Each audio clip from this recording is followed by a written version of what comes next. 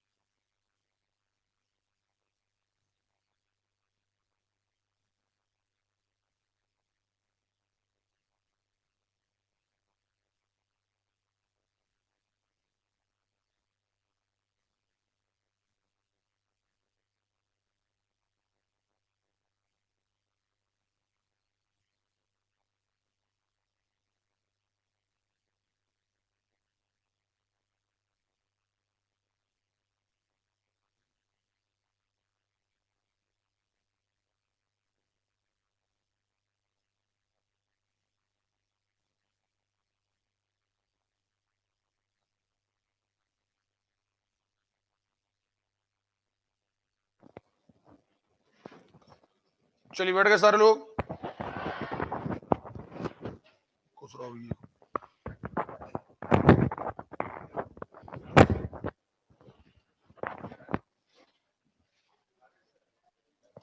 सब लोग card check कर लिए थे?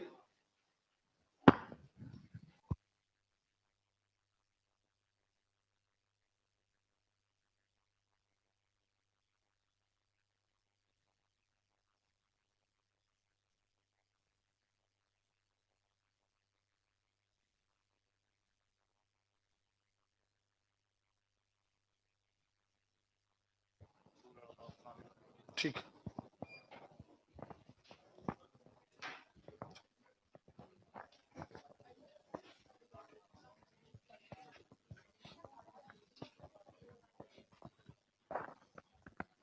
हो गया देवी लाइव? तो दिक्कत तो नहीं? क्या लिखा? पीडीएफ भेज देना यार इनको, ठीक है? चलिए भैया सभी लोगों के लिए गुड मॉर्निंग, जय हिंद। चलिए कल हमने यहां से छोड़ा हुआ था, वहां से हमें कंटिन्यू करना है, ठीक है?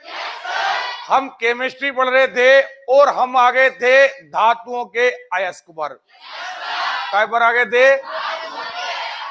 अरे क्लियर है? याद है आपको कौन सी नंबर स्लाइड थी? 43।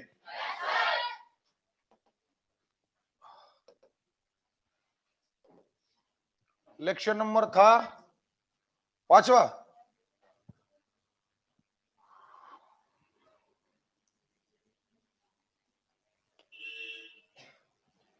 ठीक, देखें जरा, सबसे पहली बात हमें जानना यह है कि अयस्क कहलाते क्या हैं।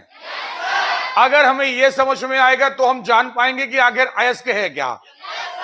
ओके, देखिए हमने कल पढ़ा था जब आवर्त सारणी पढ़ रहे थे कि धातुएं हैं अधातुएं हैं और पढ़ा था। हमने कहा था धातुएं क्षारीय हैं और सबसे बड़ी बात तो यह है कि ये धनात्मक हैं, धनायन बनाती हैं। और अधातुओं के बारे में हमने कहा था कि ऋणायन, जल्दी जवाब आना चाहिए, ऋणायन बनाती है।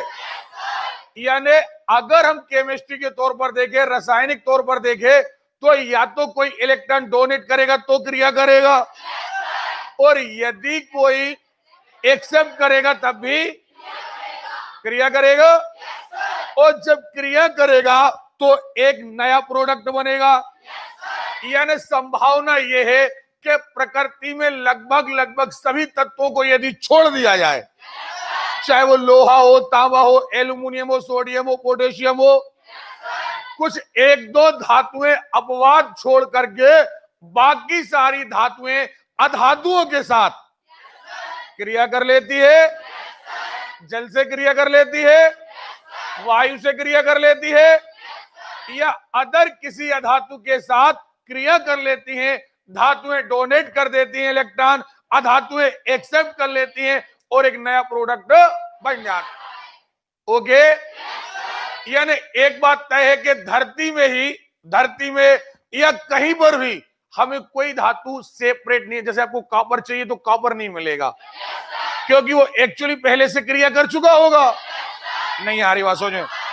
हमें आयरन चाहिए तो आयरन डायरेक्ट हमें आयरन नहीं मिलेगा, क्योंकि वो धरती में पड़ा हुआ है। उनने ऑक्सीजन से क्रिया की होगी, या पानी से क्रिया की होगी, या कार्बोनेट से क्रिया की होगी। तो हमें एक्चुअली वो यौगिक मिलेगा, और उसी यौगिक को जब हम उठा करके लाएंगे और उसे तोड़ेंगे तो हमें आयरन मिलेगा, या हमें कॉपर मिलेगा, या हमें एल्यूमिनियम मिलेगा। आपको मेरी बात समझ में आ गई या नहीं आई है? तो ऐसे पदार्थ जिनसे हम कहें निष्कर्षण हम धातुएं प्राप्त कर सकते हैं, उन्हें हम अयस्क कहते हैं। क्या कहते हैं? अब देखिए, जैसे हमने पढ़ा था नमक का सूत्र NaCl, क्या पढ़ा था? अगर इसे तोड़ा जाए तो इससे हम सोडियम निकाल सकते हैं। भले ही बहुत ज्यादा मात्रा में नहीं निकाल सकते, लेकिन निकाल सकते हैं। तो ये भी सोडियम का अयस्क कहलाएगा। क्या कहलाएगा? लेकिन यहां से हम नमक से सोडियम उतना नहीं निकाल सकते जितना अदर चीजों से निकाल सकते हैं। तो हम पढ़ते उन चीजों को है जहां से हम, अब जैसे मान के चलो कोई कहे कि हमारे रक्त में भी आयरन पाया जाता है, यानी अगर कहा जाए कि हम रक्त में से आयरन निकाल सकते हैं, लेकिन यदि आपको मकान बनवाना हो, छड़ें चाहिए हो, तो आप खून करना चालू नहीं कर देंगे। ऐसा नहीं कि आप खून से रक्त माने उससे रक्त से आयरन निकालें, क्यों? क्योंकि उसमें है तो बहुत माइनर है। अरे क्लियर है? तो अध्ययन हम उन बातों का करते हैं जहां से हम बहुत ज्यादा मात्रा में धातुओं को निकाल सकते। बात समझ में आ गई है? तो हम शुरुआत करें। अरे क्लियर है? ठीक है, देखते हैं। हमें पढ़ना है धातुएं एवं उनके यौगिक और अयस्क। यौगिक बाद में पढ़ेंगे, पहले क्या पढ़ना है? जहां से हम निकाल सकते हैं धातुओं को, उसे रटना है, खास पढ़ना है। ठीक है, देखते सबसे पहले हम किसके पढ़ेंगे? क्लियर है? काय के पढ़ेंगे? अब देखिए, सोडियम का सबसे पहला अयस्क आया सोडियम क्लोराइड। क्या आया?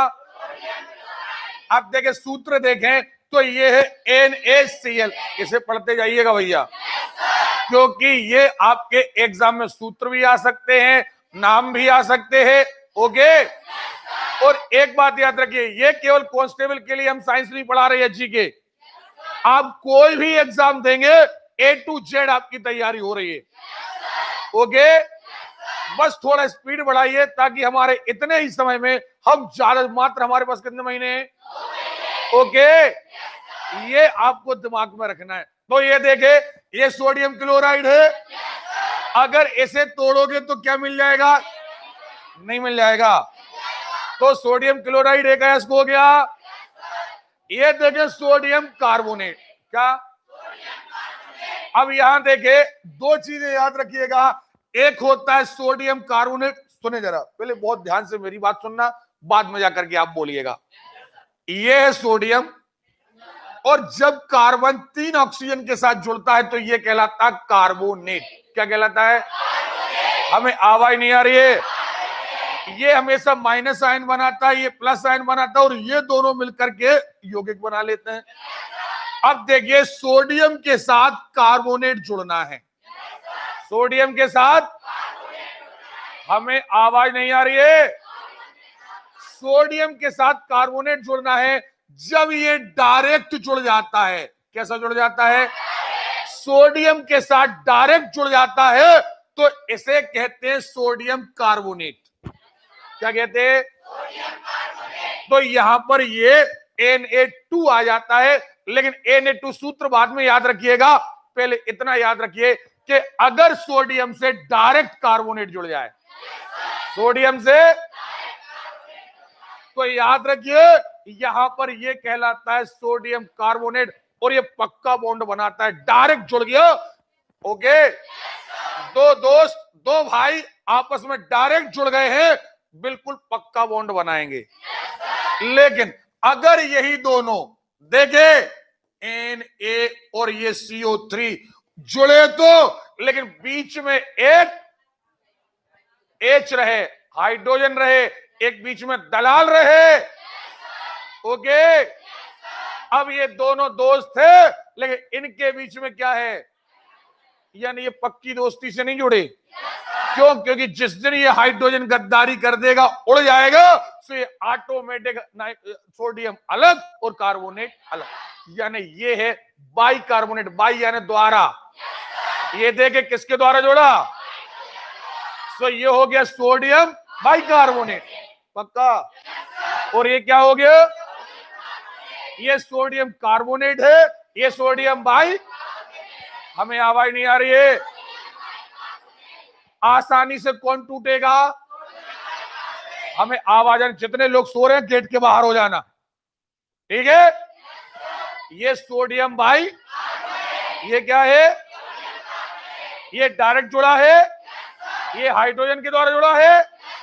आप गर्म करोगे हाइड्रोजन उड़ जाएगी, तो ये कार्बोनेट अलग, सोडियम, ओके, और ये कार्बोनेट बदल जाता है CO2 में, काय में, नहीं आ रही बात समझ में, यानी जो CO3 है वो बदल जाता है CO2 में, कार्बन डाइऑक्साइड। तो मजबूत कौन है, सोडियम, ये उतना मजबूत। अब ये दो S हो गए, एक हो गया सोडियम कार्बोनेट, एक हो गया सोडियम बाई, अरे क्लियर है। अच्छा एक बात और याद रखिए, आगे आएगा कपड़े धोने का सोडा और खाने का सोडा, दोनों सोडियम कार्बोनेट हैं। कपड़े धोने का अच्छा एक बात बताओ, आप कोई चीज खाते हो, आप कोई चीज खाते हो तो आप पेट में जाकर क्या सोचते हो कि वो टूटे या ना टूटे। हम वो चीजें खाते हैं जो पेट में जाकर आसानी से, उसी को बोलते हैं पचना, आया ना। तो अगर आपसे कहा जाए कि आपको सोडियम कार्बोनेट खाना है, तो आप बताइए कौन सा सोडियम कार्बोनेट खाना पसंद करेंगे, बाइकार्बोनेट या कार्बोनेट, कौन सा, क्योंकि वो हाइड्रोजन जाकर निकल जाएगी, सोडियम अलग कार्बोनेट अलग। नहीं आ रही बात समझ, आ रही है। तो इसलिए खाने का सोडा कहलाता है NaHCO3 यानी सोडियम बाइकार्बोनेट, और कपड़े धोने का सोडा कहलाता है, हाँ या ना, क्योंकि ये टूटता नहीं है और ये मेल को अपने साथ चिपका लेता है, वो स्वयं नहीं टूटता, इसलिए कपड़े धोने के काम आता है और ये खाने के काम आता है, पक्का। एक बात और यही हम आपको बता दें, अगर आपको आग बुझाना हो तो आपको कार्बन डाइऑक्साइड चाहिए।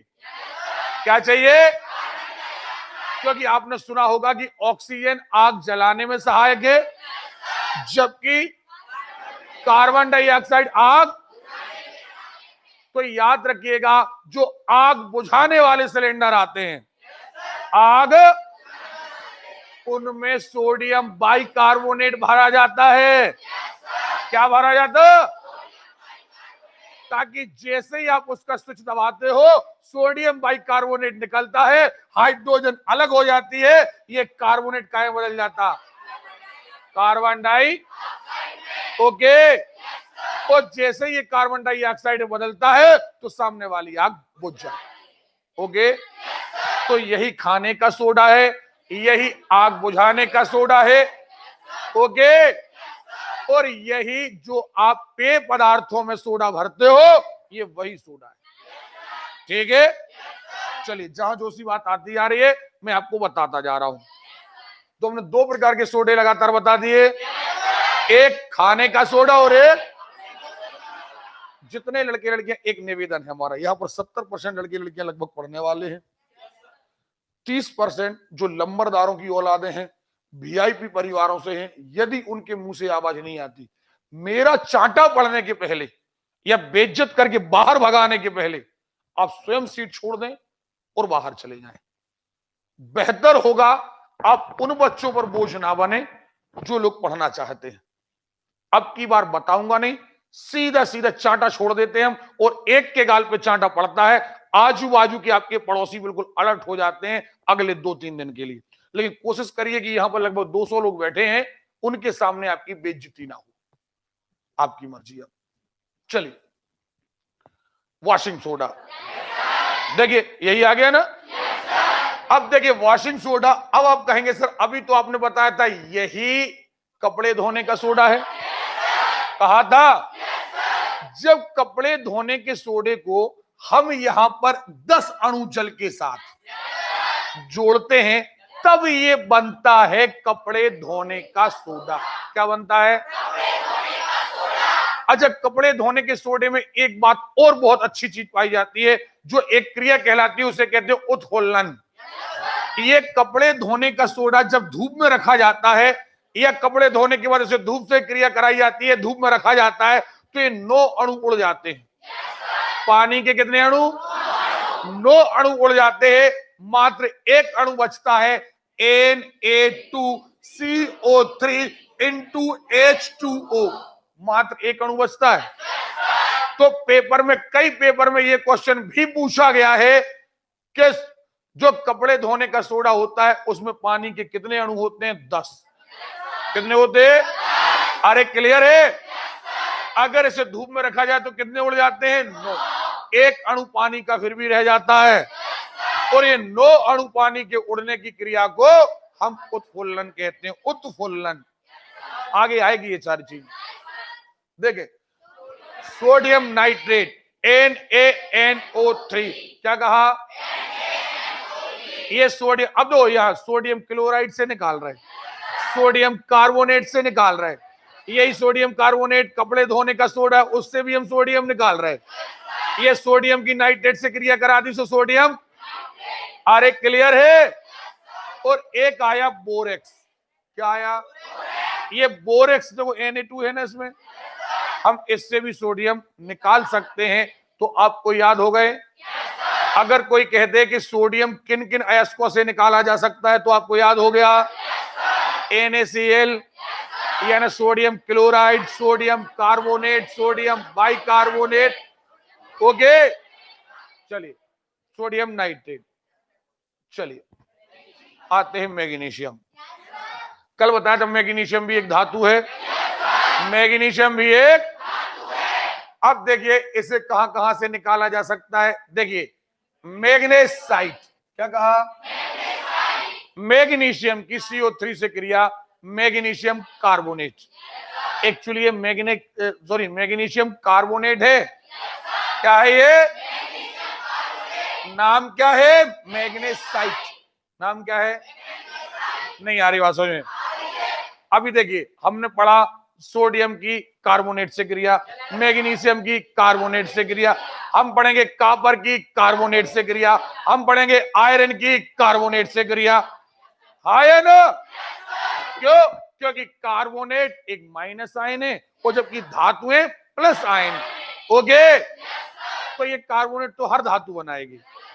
ठीक है, अगला देखते हैं डोलोमाइट। क्या? अब देखिए इसमें विशेषता क्या है।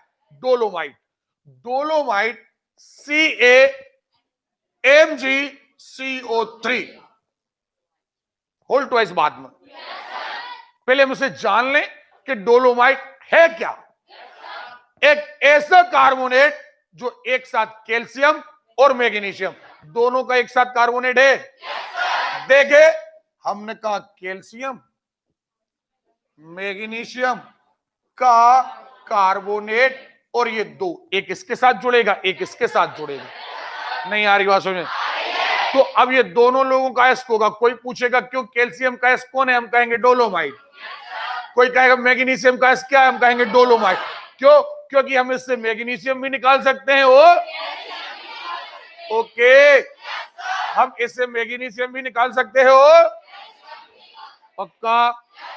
तो ये बात वेरी मोस्ट इंपोर्टेंट है कि डोलोमाइट का मतलब है कैल्शियम और मैग्नीशियम का एक साथ कार्बोनेट, यानी इससे कैल्शियम भी निकालेंगे और मैग्नीशियम भी निकालेंगे, ठीक है। यानी इसका नाम कैल्शियम में भी आएगा, काय में आएगा, ओके। सारे लोग खिंच के बैठो, टेबल से टिक के कोई नहीं बैठेगा, खिंच के बैठो बिल्कुल। देखिए कार्नेलाइट, अब इनके सूत्र मत याद करो, एक शब्द याद कर लो कार्नेलाइट, क्योंकि यहां पर Mg आ रहा, ठीक है। डोलोमाइट, कार्नेलाइट, हाँ। अब देखो सुने जरा, बहुत इंपॉर्टेंट, यहां पर एक वर्ड आया है एप्सम, जो परीक्षा में बहुत ज्यादा पूछा जाता है, जिप्सम और एप्सम। क्या? जिप्सम और एप्सम। एक आयन है SO4, इसे कहते हैं सल्फेट। अब ये भी माइनस आयन है, तो ये धातुओं से क्या करेगा, क्रिया। अरे क्लियर है? बहुत ध्यान से मेरी बात सुनिए, जब ये कैल्शियम के साथ क्रिया करता है, काय के साथ, तो ये कहता है कि CaSO4। बाकी चीजें बाद में, बाकी चीजें अभी आएंगी बारीकी से, वहां बताएंगे। अभी मोटा माटी हिसाब अपने दिमाग में रख लो। तो मोटा हिसाब ये कहता है कि कैल्शियम सल्फेट कैल्शियम की सल्फेट के साथ क्रिया करते हैं, तो ये कहलाता जिप्सम। क्या कहलाता? अरे क्लियर है? क्या कहलाता है? और इसके साथ पानी के 2 अणु पाए जाते हैं। कितने अणु? या हम ये कह लें कि पानी के साथ कंप्लीट अणु पाए जाते हैं, पानी पाया जाता है। चलिए इसको हम आगे बात करेंगे, आपको भूल भुलैया ना हो इसलिए रोक ले रहे हैं यहां। तो जब कैल्शियम के साथ सल्फेट आता है तो इसे कहते हैं जिप्सम। क्या कहते हैं? और जब यही सल्फेट मैग्नीशियम के साथ आता है तो इसे कहते हैं एप्सम। क्या कहते हैं? नहीं आ रही बात, सुन आ रही है? याद रखिएगा, ये चीजें आपके पेपर में पूछी जाएंगी, चाहे आपका कांस्टेबल का पेपर हो, रेलवे का हो, SI का हो, ये चीजें पूछी जाती हैं। बच्चे रटते हैं, लेकिन एक्चुअली अगर इनको आप पकड़ लें, जैसे अभी आपने डोलोमाइट अगर आप समझ लें तो आप कभी नहीं भूलेंगे कि डोलोमाइट क्या है। अरे क्लियर है? आपने सोडियम बाइकार्बोनेट समझ लिया, अब आप कभी नहीं भूलेंगे। आपने सोडियम कार्बोनेट समझ लिया, अब आप कभी नहीं भूलेंगे। ये देखे, ये क्या है? जिप्सम। ये क्या है? अब इनके पास, इसके पास भी पानी पाया जाता है, इसके पास भी पानी पाया जाता, लेकिन इसकी कैपेसिटी अलग है, इसकी कैपेसिटी अलग है। इसकी कैपेसिटी 7 है। अभी आपने देखा होगा सोडियम कार्बोनेट की कैपेसिटी 10 थी, तो अपने साथ 10 अणु पानी के लिए था, याद है? लेकिन अब अपन मुद्दे की बात पर आते हैं। हमने कहा एप्सम क्या है? MgSO4। एक्चुअली MgSO4 ही से है। कई बार ये पानी लिखा नहीं आता, तो आप इसे ही एप्सम कहेंगे। MgSO4 को क्या कहेंगे आप? ओके। लेकिन इसकी कैपेसिटी 7 अणु पानी जोड़ने की है, तो आपको याद रखना इसका कंप्लीट सूत्र 7H2O, ये कहलाएगा एप्सम। क्या कहलाएगा? अभी आएगा हरा कशीस, नीला कशीस और उजला कशीस। नहीं आ रही बात? सुनिए, आ रही है? चलिए आगे देखते हैं। तो अब चलिए फिर से हम थोड़ा सा रिवाइज कर लें। हमने कहा था मैग्नीशियम कार्बोनेट, क्या कहा था? इसे हमने कहा था मैग्नेसाइट। क्या कहा था? एक हमने पढ़ा डोलोमाइट, कैल्शियम और मैग्नीशियम का एक साथ कार्बोनेट, आया ना? अब देखिए कार्नेलाइट पढ़ा, और हमने क्या पढ़ा? एप्सम, और इसका दूसरा नाम है एप्सोमाइट। गलत, ये मोइट नहीं है, एप्सोमाइट। चलिए आते हैं एल्युमिनियम। क्या पर आते हैं? अरे क्लियर है? भैया आप लोग बस सहयोग करो, ये उनींदापन मत लाओ। आप याद रखिए आपका 6 मार्च को शायद पेपर है। 6 मार्च के पहले आपके ऑल सब्जेक्ट आपको ऐसी रटवा के यहां से भेजेंगे। कोचिंग व्यक्ति इसीलिए आता है कि जो चीजें आप घर में क्लियर नहीं कर पा रहे वो कोचिंग में क्लियर हो। ओके, देखिए काय की बात आई। अब देखिए एल्यूमिनियम का सबसे इंपॉर्टेंट है क्या? एक्चुअली ये एल्यूमिनियम का ऑक्साइड है। एल्यूमिनियम का नहीं आ रही बात समझ में। Al2O3 और इसके साथ पानी की कैपेसिटी कितनी है? 2। तो ये कुल मिला के कहलाता है बॉक्साइट और इससे सबसे ज्यादा एल्यूमिनियम निकाला जाता है। यानी ये बहुत फेमस अयस्क है। काय का? आवाज नहीं आ रही है? कौन सा? आवाज नहीं आ रही? ओके, अगला देखते हैं क्रायोलाइट।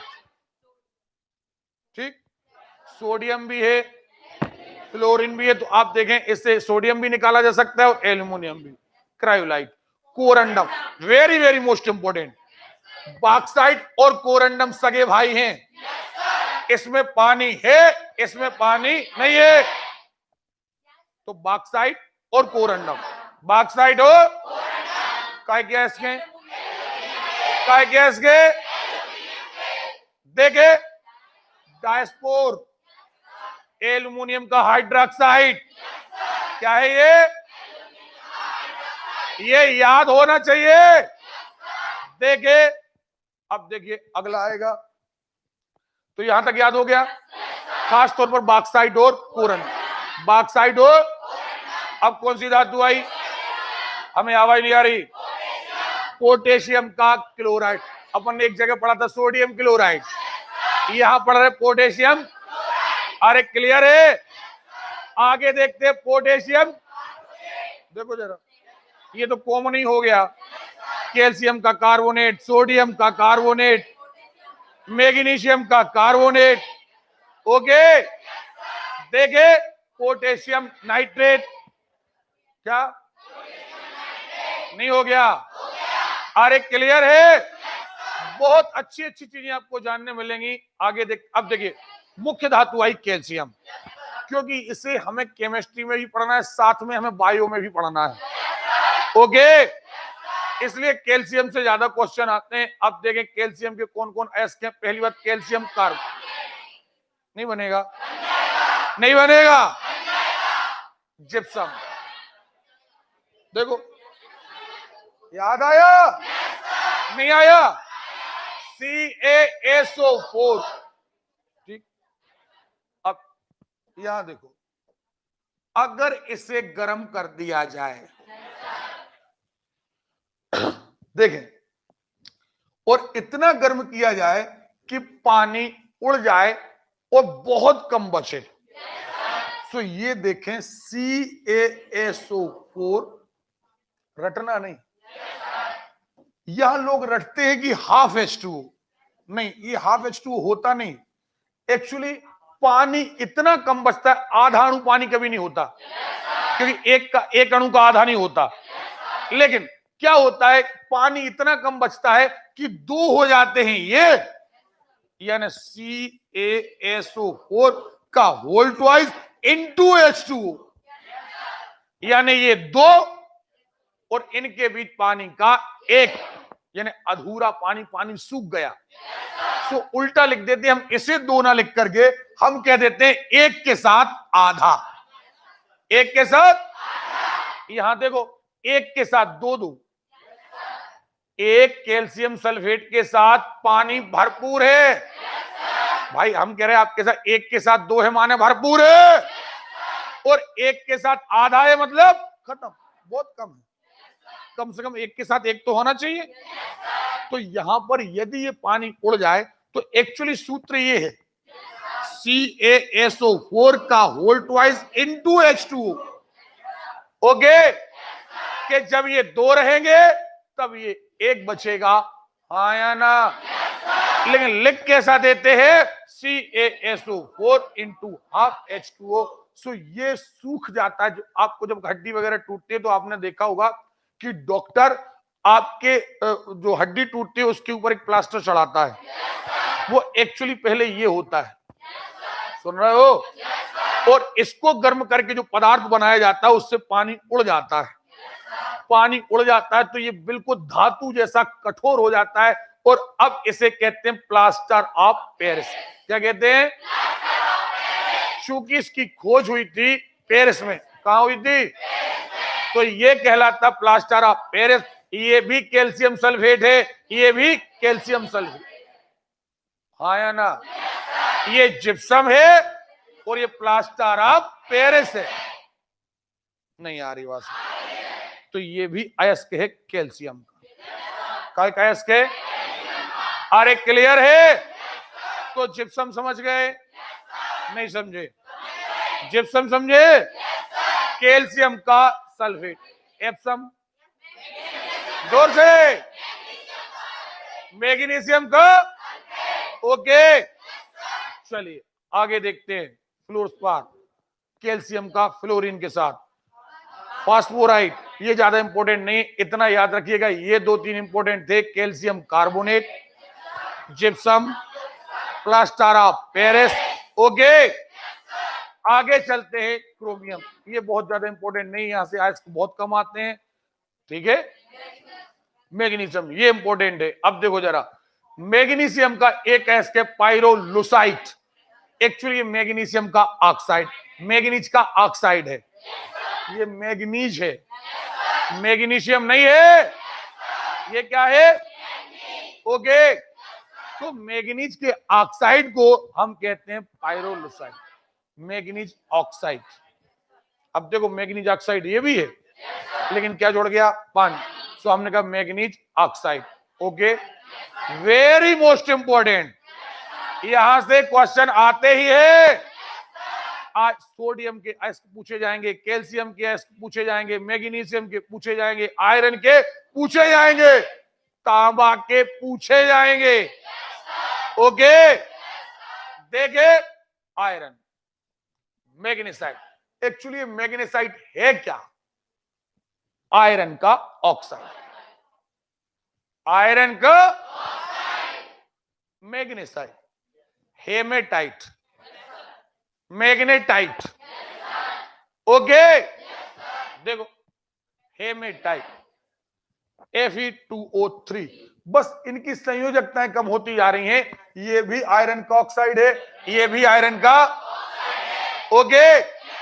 यहां 4 थे, अरे क्लियर है?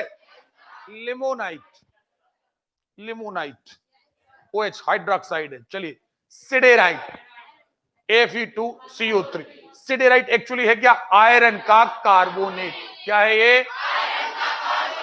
याद रखिए सिडेराइट। देखो आयरन पायराइट, एस के साथ क्रिया, ठीक है। So iron pyrite, hematite, magnetite, काय क्या इसके? आवाज नहीं आ रही है, ये कल याद होना चाहिए, ओके।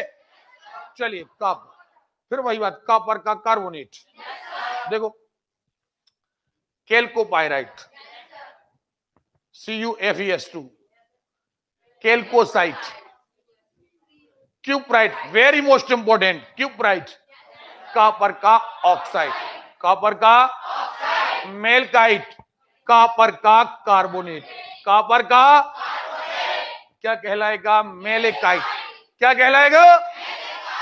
ओके। देखिए डोलोमाइट पढ़ा था, क्यूप्राइट पढ़ा है, हेमेटाइट, सेडेराइट, देखिए एजोराइट, कॉपर का कार्बोनेट हाइड्रोक्साइड के साथ। तो ये सारे, अब देखो जिंक, जिंक का जिंक ब्लेंड आता है ZNS, ये वेरी बहुत ज्यादा फेमस है, जो जिंक का अयस्क है। बाकी सारी चीजें उतनी ज्यादा इसमें नहीं आती, जिंकाइड, ZNO, तो जिंकाइड याद रखिएगा, इनमें बहुत ज्यादा। हाँ सिल्वर, सिल्वर का आता है। देखिए एक्चुअली सिल्वर एक ऐसी धातु है, सिल्वर और सोना, यानी चांदी और सोना, सोना ज्यादातर प्रकृति में मुक्त अवस्था में पाया जाता है, यानी ये कम क्रिया करता है। चांदी भी कम क्रिया करती है, तो चांदी के अयस्क भी पाए जाते हैं। कई बार चांदी बिल्कुल चांदी के रूप में ही मिल जाती है। अब देखो जरा, native silver, argentite, very most important. इसको छोड़ो, अभी आएगा टिन, कैसीडराइट, यहां से कुछ ज्यादा नहीं। बेरिलियम का भी वो बहुत ज्यादा नहीं पूछा जाता, बेरिलियम कार्बोनेट या हाँ मरकरी, सिनेवार, वेरी मोस्ट इंपोर्टेंट पूछा जाता है। चलिए, लेड धातु गैलेना, सीसा का है गैलेना, लेड यानी सीसा, सीसा का एस कौन सा है? गैलेना। ओके, बहुत ज्यादा आपको नहीं पढ़ना, तो ये एस के खत्म हो गए। तो आपको समझ में आ गए कि नहीं? अभी और आएंगे समझ में, इनकी आगे क्रिया पढ़ेंगे हम, तो ये आपको याद करके आना है। अब देखें, एक आता है जो टॉपिक है, बहुत छोटा टॉपिक है, संचारण। क्या? अब देखिए, संचारण का मतलब होता है जंग लगना, लेकिन हम अपनी भाषा में जंग लगना कहते हैं किसी भी धातु के खराब होने को। हम अपनी घरेलू भाषा में कहते हैं जंग लगना, लेकिन जंग केवल लोहे में लगती है। अब जंग हम किसको कहते हैं? जंग कहते हैं जब कोई धातु सड़ जाए। हमने कपड़े सड़ते सुने हैं, हमने कोई सामान सड़ते सुना है, खाने का सामान सड़ते सुना है, लेकिन आपने एक बात और देखी होगी, लोहा भी वैसे ही सड़ जाता है। अगर लोहे का कितना ही मोटा चादर क्यों ना हो, अगर उसे पानी में और हवा में डाले रखा जाए तो आपने देखा होगा कि वो बिल्कुल भुरभुरा हो जाता है, और यदि उसे ठोकोगे तो झड़ जाएगा। लेकिन बाकी धातुएं ऐसी नहीं, बाकी धातुएं भी खराब होती हैं, लेकिन लोहे जैसी खराब नहीं होती। जैसे आपके पास तांबे की मूर्ति है, तो तांबे की मूर्ति काली पड़ जाती है ना? आपके पास चांदी है, आप चांदी की यदि जेवर पहने हो, पायल पहनते हो या कुछ और चांदी का पहनते हो, तो आपने एक बात देखी कि चांदी काली पड़ जाती है। यानी एक्चुअली चांदी पर भी एक प्रकार से कहें तो जंग लग, लेकिन जंग वर्ड इस्तेमाल कब करते हैं? जब धातु सड़ जाए। हम बुंदेलखंडी बात कर रहे हैं, तो जंग शब्द का इस्तेमाल मात्र हम करते हैं लोहे के लिए। काय के लिए? क्या आपने सोचा कि एक्चुअली ये जंग, या जो आपने कहा भी चांदी काली पड़ गई, अभी हमने कहा कि तांबे की मूर्तियां या पीतल की मूर्तियां काली पड़ जाती हैं, फिर हम उन्हें कहीं नींबू के रस से या कुछ और से धोते साफ आ जाती हैं। आखिर ऐसा क्यों होता है? अरे सीधी बात है, धातुएं क्या बनाती हैं? धनायन। क्या बनाती है? अब धातुओं के चारों तरफ वायु है, वायु में ऑक्सीजन है, और अगर पानी भी एक प्रकार की अधातु है, ऑक्सीजन भी अधातु है, तो धातु ने किससे क्रिया कर ली? अधातु, और एक नया प्रोडक्ट बना लिया। जो नया प्रोडक्ट बनाया वही ऊपर परत चढ़ गई, और यही कहलाया कि हमारी धातु खराब हो गई। नहीं आ रही बात? सुनिए, जैसे आपके पास तांबे की मूर्ति है, तांबे की मूर्ति ने कार्बोनेट से क्रिया कर ली, बना लिया कॉपर कार्बोनेट। क्या बना लिया? अब कॉपर कार्बोनेट की परत चढ़ गई, हमने कहा ये तो काली पड़ गई। नहीं आ रही बात? सुनिए, हमने चांदी के जेवर पहने, चांदी के जेवर पहने कुछ दिन बाद काले पड़ गए, क्योंकि उन्होंने ओजोन से क्रिया कर ली। ऐसे? अरे क्लियर है? लेकिन आपने देखा होगा सोने के साथ ज्यादातर ऐसा नहीं होता। क्यों नहीं होता? क्योंकि अभी पढ़ा है हमने कि सोना ज्यादातर क्रिया नहीं करता, ना वायु से ना पानी से। ज्यादातर चांदी भी क्रिया नहीं करती, लेकिन चांदी ओजोन के साथ क्रिया कर लेती। लेकिन लोहा ऑक्सीजन के साथ भी क्रिया कर लेता है, और पानी के साथ भी क्रिया कर लेता है, और ऑक्साइड बना लेता है। और ये ऑक्साइड जैसा जमीन में रहता है, गड़ा हुआ रहता है, वैसे ऊपर बन जाता है ऑक्साइड। और ये ऑक्साइड जब बनता है तो लोहे का भार बढ़ जाता है। क्यों बढ़ जाता है? क्योंकि ऑक्साइड वजनदार है। ऑक्साइड कैसा है? ओके, तो कई बार प्रश्न आता है कि एक्चुअली जंग क्या है, तो हम कहेंगे आयरन का ऑक्साइड ही जंग है। आयरन का ऑक्साइड ही ओके। कब लगती है जंग? जब आयरन की क्रिया पानी की उपस्थिति में ऑक्सीजन से होती है, तब जंग बनती है, यानी आयरन ऑक्साइड बनता है। चलिए देखते हैं अपन अब जंग को कैसे रोका जा सकता है। जब कोई धातु अपने आसपास अम्ल, आर्द्रता आदि के संपर्क में आती है तो यह संक्षारित होने लगती है। संक्षारण के कारण कार के ढांचे, पुल, लोहे के रेलिंग, जहाज आदि में विशेषकर लोहे से बनी वस्तुओं की बहुत क्षति होती है, क्योंकि सबसे ज्यादा बाकी धातुओं तो मात्र परत चढ़ती है, लोहा तो पूरा भंगुर हो जाता है। ओके। सिल्वर वायु में उपस्थित सल्फर से क्रिया करके सिल्वर सल्फाइड बनाती है। देखो दो चीजों से, एक ओजोन से और एक सल्फर से। ओजोन से हो तो सिल्वर यानी चांदी क्रिया कर लेती है कैसे? सल्फर से, जिसकी काली परत सिल्वर के ऊपर जम जाती है। कॉपर वायु में उपस्थित कार्बन डाइऑक्साइड से क्रिया करके, कॉपर कार्बन डाइऑक्साइड से क्रिया करके कार्बोनेट बना लेती है। कॉपर कार्बन देखो हरे रंग का होता है। कैसा होता है? हमें आवाज नहीं आ रही? अरे क्लियर है? देखें हरी परत कॉपर पर जम जाती है। लंबे समय तक आर्द्र में रहने पर लोहा भूरे रंग का पदार्थ चढ़ जाता है। वायु के संपर्क में आने पर एल्यूमिनियम ऑक्साइड की पतली परत का निर्माण हो जाता है। एल्यूमिनियम ऑक्साइड की यही परत एल्यूमिनियम की उस सुविधा। अच्छा एक बात और है, एल्यूमिनियम में सुविधा पाई जाती है कि एल्यूमिनियम यदि वायु में रहे तो एल्यूमिनियम के ऊपर ऑटोमेटिक चढ़ जाती है एल्यूमिनियम ऑक्साइड की परत, कहेगी, और अब यही परत उसे बचाने लगती है। इसीलिए आपने देखा होगा बिजली के तार वगैरह जो खुले में रहते हैं उसे एल्यूमिनियम का बनाया जाता है, क्योंकि इसमें स्वयं से संक्षारण के प्रति प्रतिरोधक क्षमता पाई जाती है। फिर वही बात, कहीं ऑयल कर दो, ग्रीस पोत दो, पेंट कर दो, तेल लगा दो, ग्रीस, ये सब हो गया। ठीक है। हाँ, दो तीन चीजें आ गई, यसद लेपन, एडोनीकरण। ठीक है।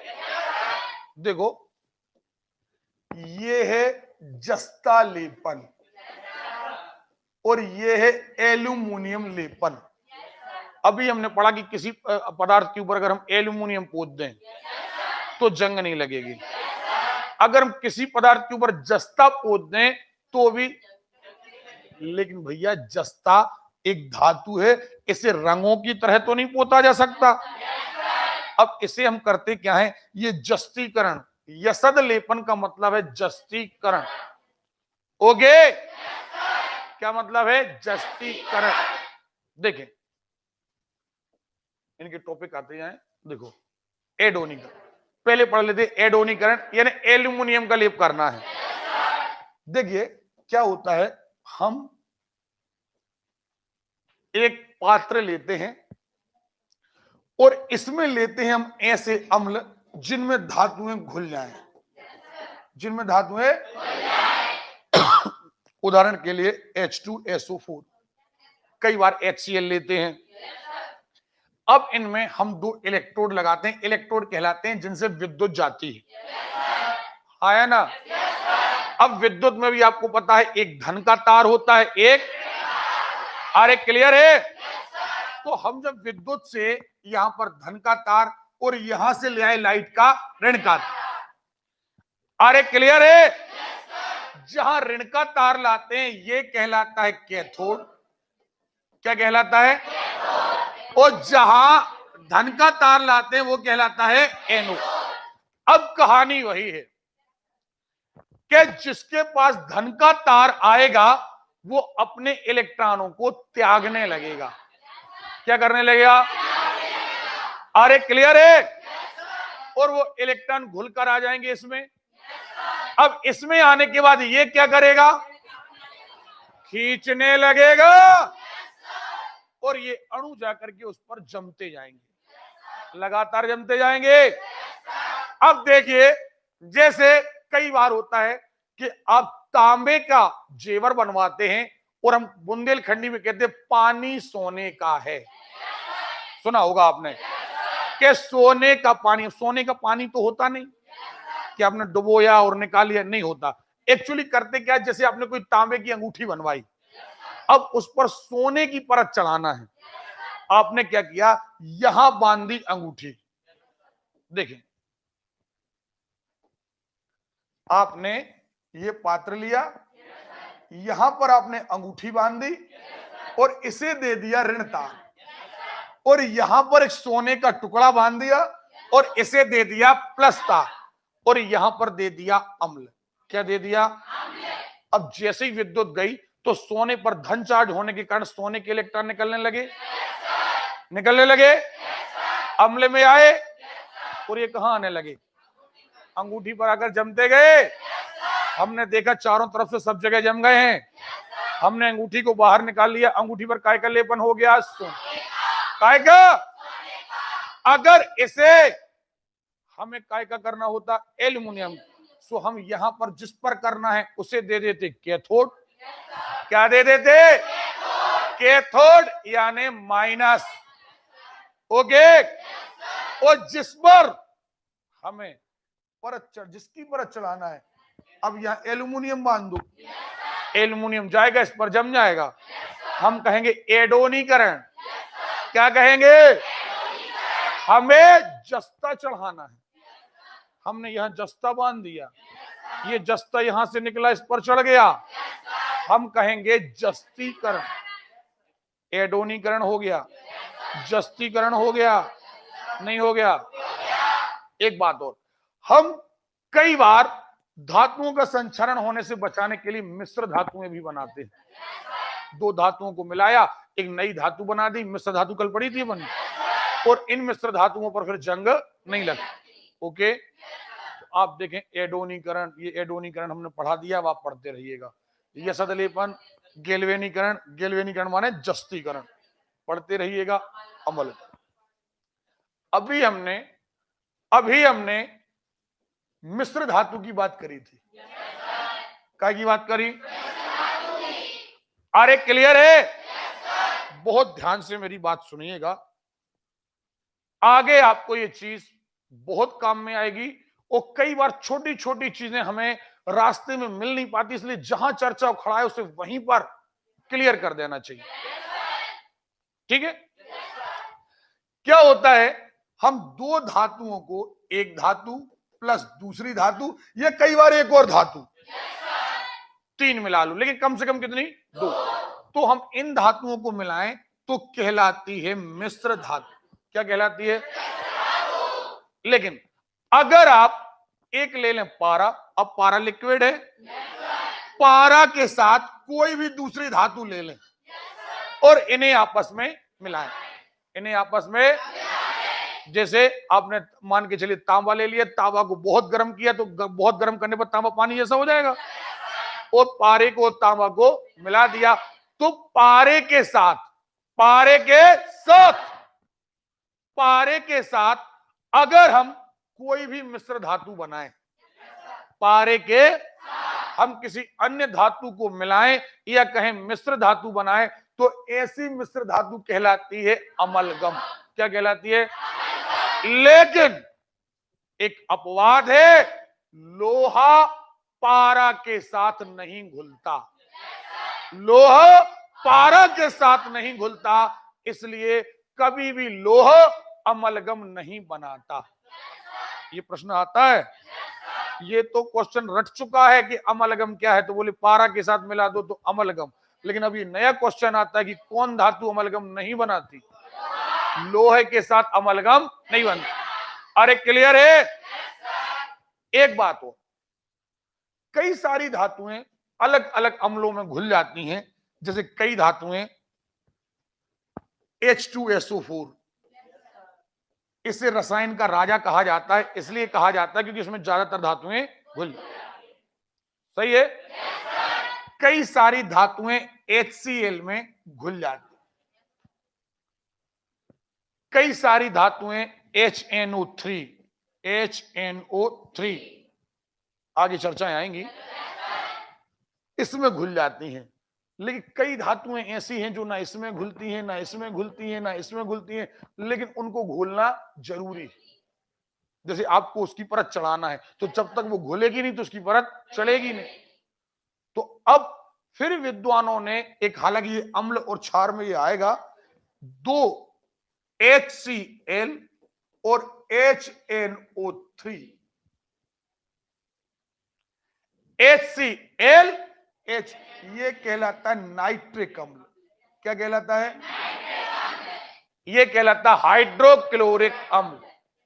इनका मिश्रण बनाया, और मिश्रण भी कैसे बनाया? ये 3 अंक है, याद रखना, 3:1। कितने बनाया? ऐसा नहीं कि जितना चाहे मिला दो, नहीं, कितना? आवाज नहीं आ रही है? ओके, तो जो धातुएं कहीं नहीं घुलती हैं वो इसमें घुल जाती हैं जब HCl और HNO3 का एक मिश्रण तैयार किया जाता है, और ये जो नया अम्ल बनता है उसे कहते हैं एक्वेरेजिया। क्या कहते हैं? अरे क्लियर है? क्या कहते हैं? और इसे अम्लराज कहते हैं। क्यों कहते हैं अम्लराज? ये अम्लों का राजा है। क्यों अम्लों का राजा है? क्योंकि जो काम कोई नहीं कर सका वो काम इसने किया है, इसलिए ये अम्लों का राजा है। ओके, ये अम्लराज है, लेकिन ये रसायन का राजा है, क्योंकि सबसे ज्यादा रासायनिक विज्ञान में इसका इस्तेमाल होता है। तो रसायन का राजा H2SO4 यानी सल्फ्यूरिक अम्ल है। ओके, सल्फ्यूरिक अम्ल रसायन का राजा है और एक्वेरेजिया अम्लों का राजा है। डिफरेंस है दोनों में। ओके, तो ये अमलगम भी पता चल गया हमें। ठीक है, जो लोहा पारद के साथ नहीं मिलता, चांदी पारद के साथ देखो मिल जाती है, धातु के साथ। तो ये आप लोग पढ़ते रहिएगा। उदाहरण के लिए ताम्र एवं जस्ता मिश्र धातु पीतल बन जाती है। तो ये सारी चीजें अब हमने आपको बता दी। ये वही सारी चीजें लिखी, कहीं आभूषण पर आपको कोई और परत चढ़ाना है, चांदी की परत चढ़ाना है, तो आप एक को कैथोड बना दीजिए, एक को एनोड बना दीजिए। तो ये सारी चीजें हो गई हैं। अगला टॉपिक हम शुरू करने वाले हैं, ये थोड़ा सा था टॉपिक। ठीक है, ठीक। अगला है यौगिक, वेरी मोस्ट इंपोर्टेंट। यहां से आपको पढ़ने में बहुत मजा आएगा, और दूसरी बात, यहां से आपके एग्जाम में क्वेश्चन आते ही हैं। ठीक है, चलिए 2 मिनट आप लोग थोड़ा सा रेस्ट कर लीजिए, हम चाय पी करके आ रहे हैं। और आपका है महत्वपूर्ण धातुएं एवं उनके योग। बोर तो नहीं हो रहे आप लोग? भैया कंटिन्यू इसलिए बात करना पड़ रही है क्योंकि हमारे पास मात्र 2 महीने हैं, और 2 महीने में हमें A to Z पढ़ना है, सारी चीजें पढ़ना है।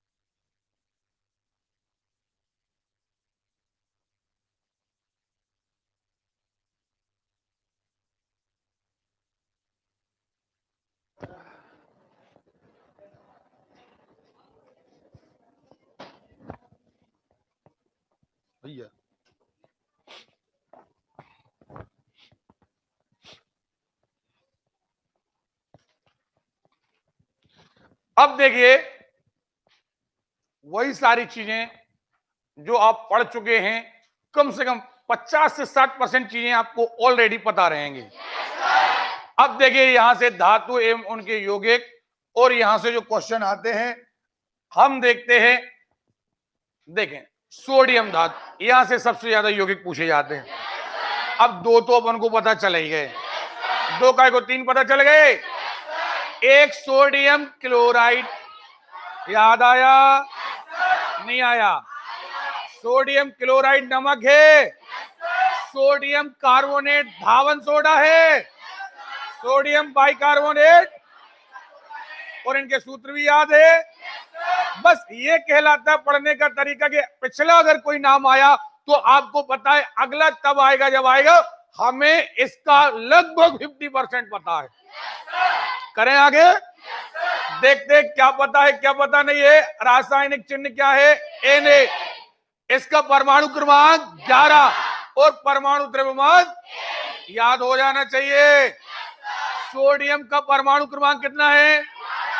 11 है। परमाणु द्रव्यमान ओके। अत्यधिक अभिक्रियाशील क्षारीय धातु है, और वो भी कैसी है? मुलायम। ओके। सोडियम, पोटेशियम, लिथियम चाकू से काटी जा सकती है, याद है? पहले ही बता चुके थे। इसका घनत्व तो जल से कम है, इसलिए इसे मिट्टी तेल में वो बहुत ज्यादा क्रियाशील है। ये नहीं बताया था? इसे मिट्टी के तेल में, कोई डाउट है? आगे चलते हैं। सोडियम धातु के यौगिक, पहला आया साधारण नमक, उसी को नमक कहा, उसी को कहा सोडियम क्लोराइड। नहीं बताया था? ईमानदारी से बताइए, नहीं बताया था? समुद्री जल में घुली लवणों से इसकी मात्रा 75, ये सब नॉर्मल है। यह सोडियम तथा क्लोरीन का एक यौगिक है, ये नॉर्मल लिखा जाता है। शुद्ध नमक में नमीकरण नहीं। बहुत बढ़िया।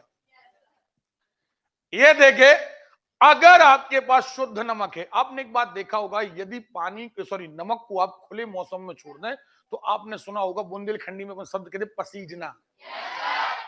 नमक जो है वो पानी को एब्जॉर्ब कर लेता है। लेकिन यदि आपके पास शुद्ध नमक है, यानी केवल NaCl है, तो वो नमक कभी पसीजता नहीं। तो प्रश्न आता है कि आखिर नमक जो पसीज जाता है वो कौन सा नमक है? तो उसमें एक अशुद्धि मिली रहती, मैग्नीशियम। कौन सी? अगर आपके नमक में एक अशुद्धि उपलब्ध है, मैग्नीशियम, तो वो पानी को एब्जॉर्ब कर लेती है। परंतु फिर भी साधारण नमक को वायु में खुला छोड़ देने पर नमी सोख लेता, पसीज जाता है। ऐसा मैग्नीशियम क्लोराइड। नहीं आ रही बात समझ में? एक परीक्षा का क्वेश्चन और क्लियर हो गया कि शुद्ध नमक कभी पसीजता, मैग्नीशियम क्लोराइड अगर उसमें उपस्थित है तो नमक पसीजता। वास्तव में मैग्नीशियम क्लोराइड नमी को ओके।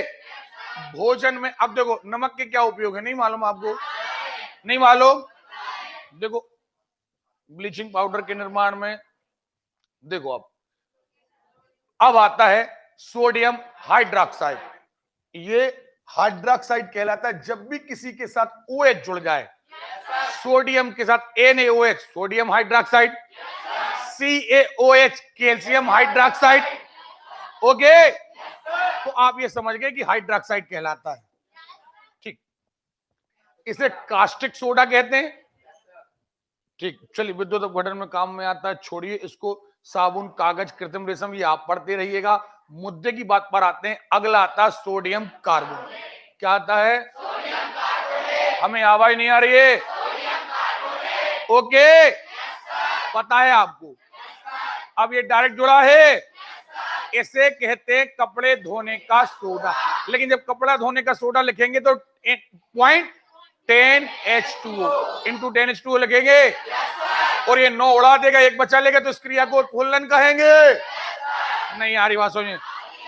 आगे आप पढ़ेंगे जल की कठोरता, आगे पढ़ेंगे, वहां आएगी अस्थायी कठोरता और स्थायी कठोरता।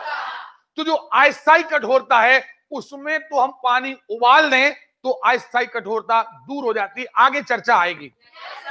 लेकिन अगर पानी स्थायी रूप से कठोर है, कैसा है, तो उसे सोडियम कार्बोनेट, क्या कहा, सोडियम कार्बोनेट मिला दो तो जल की कठोरता दूर हो जाए।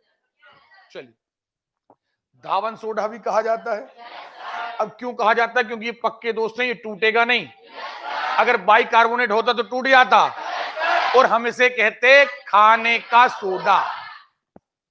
संश्लेषण सोडियम क्लोराइड एवं कैल्शियम कार्बोनेट की अभिक्रिया द्वारा किया जाता है। कोई धावन सोडा सोडियम कार्बोनेट होता है जिसमें 10 अणु क्रिस्टलन जल होता है। अतः धावन सोडा का सूत्र होता है Na2CO3 × 10H2।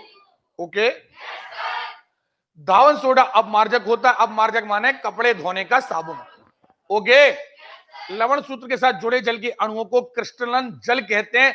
ये जो जल जुड़ा है इसे कहते हैं क्रिस्टलन जल। क्रिस्टल के रूप में जुड़े होते हैं, पानी के रूप में नहीं, क्रिस्टल के रूप में जुड़े होते हैं। क्रिस्टल कल बताया था हमने, नहीं बताया था? क्रिस्टल के रूप में जुड़े होते हैं। और ये जो 10 अणु हैं इनमें से 9 का नुकसान हो सकता है, 1 बच सकता है। देखो आप, उत्फुल्लन, किसी लवण को वायु में रखने पर क्रिस्टलन जल की हानि उत्फुल्लन कहलाती है। धावन सोडा यह उत्फुल्लन क्रिया को दर्शाता है। इसे वायु में खुला छोड़ देने पर 9 उड़ जाते हैं और 1 बच जाता है। ठीक,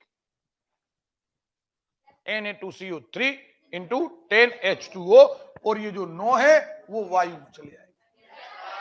ठीक है, याद रखिएगा बेटा, आपका जीके भी मैं आपका 1 पॉइंट नहीं छोड़ रहा, ना गणित छोड़ रहा हूं, ना जीके छोड़ रहा हूं। 10 गुने का काम हमें करना है, आपको भी साथ देना होगा। हम आपका एक एक चीज, कोई चीज बाउंस करा रहे हैं, कोई चीज बाउंस करा रहे हैं, बस याद रखिए लक्ष्य ना कि कोर्स। कोर्स तो अपन कर ही लेंगे, कोर्स जैसे दूसरे कर रहे हैं ना, ऐसे में तो अपन 15 दिन में हो जाएगा। गणित में 2-2, 250-250 सवाल हर अध्याय में करना है। रीजनिंग बिल्कुल हर अध्याय कंप्लीट करना है। और खत्म नहीं, वो अध्याय तब खत्म माना जाएगा जब बनने लगे तब। ओके, बनने लगा तो कोर्स खत्म है। अगर आपने अखंड रामायण पढ़ ली, अपन ने बोली रामायण खत्म हुई, एक्चुअली हमारे हाथ में कुछ नहीं लगा, उससे आपका सिलेक्शन नहीं होना। सिलेक्शन होना जब हर चीज आपको याद हो। देखिए, कठोर जल के, देखो नहीं बताया, अभी नहीं बताया है, याद रखिएगा। जो स्थायी कठोरता है उसको दूर करने के लिए, क्योंकि अस्थायी कठोरता तो उबाल कर दूर हो जाती है। ये सब आप पढ़ते रहिए, वस्त्र निर्माण में बहुत सारी जगह उपयोग होता है। अब देखिए सोडियम बाइकार्बोनेट NaHCO, नहीं आया याद? खाने का सोडा है। जितने प्रकार के पेय पदार्थ, जैसे आप जो ठंडा वगैरह पीते हो उसमें ये मिलाया जाता है। और अग्निशामक यंत्रों में कौन मिलाएगा? NaHCO3, क्योंकि ये टूट जाएगा। और अच्छा एक बात, जो आप खाने में सोडा डालते हो ना, खाने में आप कहते हो कि घर में कोई ब्रेड बन रहे हैं, केक बन रहा है, हम उसको सॉफ्ट बनाना है, तो आप लोग जो खाना बना के लोग जानते हैं वो जानते होंगे कि उसमें सोडा मिलाया जाता है। आजकल आने लगा बेकिंग पाउडर, बेकिंग पाउडर आने लगा। तो एक्चुअली बेकिंग पाउडर होता क्या है? ये सोडा प्लस अम्ल, एक अम्ल और मिला दो, सो हो गया baking powder. Actually baking powder यही है। अब इसे आपने क्या किया? अपने खाने में मिलाया। ये खाने में मिला तो अब ये क्या हुआ? जैसे ही आपने खाने को गर्म किया, हीट किया तो ये हाइड्रोजन टूटी और ये CO3 क्या बन गया? CO2। अब चूंकि गैस है, CO2 क्या है? अब ये गैस कहां आएगी? बाहर आएगी। और जब ये बाहर आएगी तो धक्का देते हुए आएगी और छेद करते हुए निकल जाएगी। इस कारण आपका खाना सॉफ्ट और स्पंजी हो जाता है। तो एक्चुअली CO2, अगर कोई पूछ ले कि खाने का सोडा क्यों मिलाते हैं, तो आप जवाब तो दे दोगे कि ठीक है भैया, खाने को सॉफ्ट या स्पंजी बनाने के लिए। लेकिन अगर अगला कोई क्वेश्चन पूछ ले कि आखिर सोडियम बाइकार्बोनेट का मुख्य काम क्या है, तो सोडियम बाइकार्बोनेट का मुख्य काम है कार्बन डाइऑक्साइड पैदा करना। क्या काम है? और इसी कारण से खाना स्पंजी हो जाता। चलिए अब देखते हैं इसमें हमने क्या पढ़ा। हमने पढ़ा सोडियम हाइड्रोजन कार्बन, हमने से बाई कह दिया, या कह दो सोडियम हाइड्रोजन कार्बन, या कह दो खाने का सोडा। बेकिंग सॉरी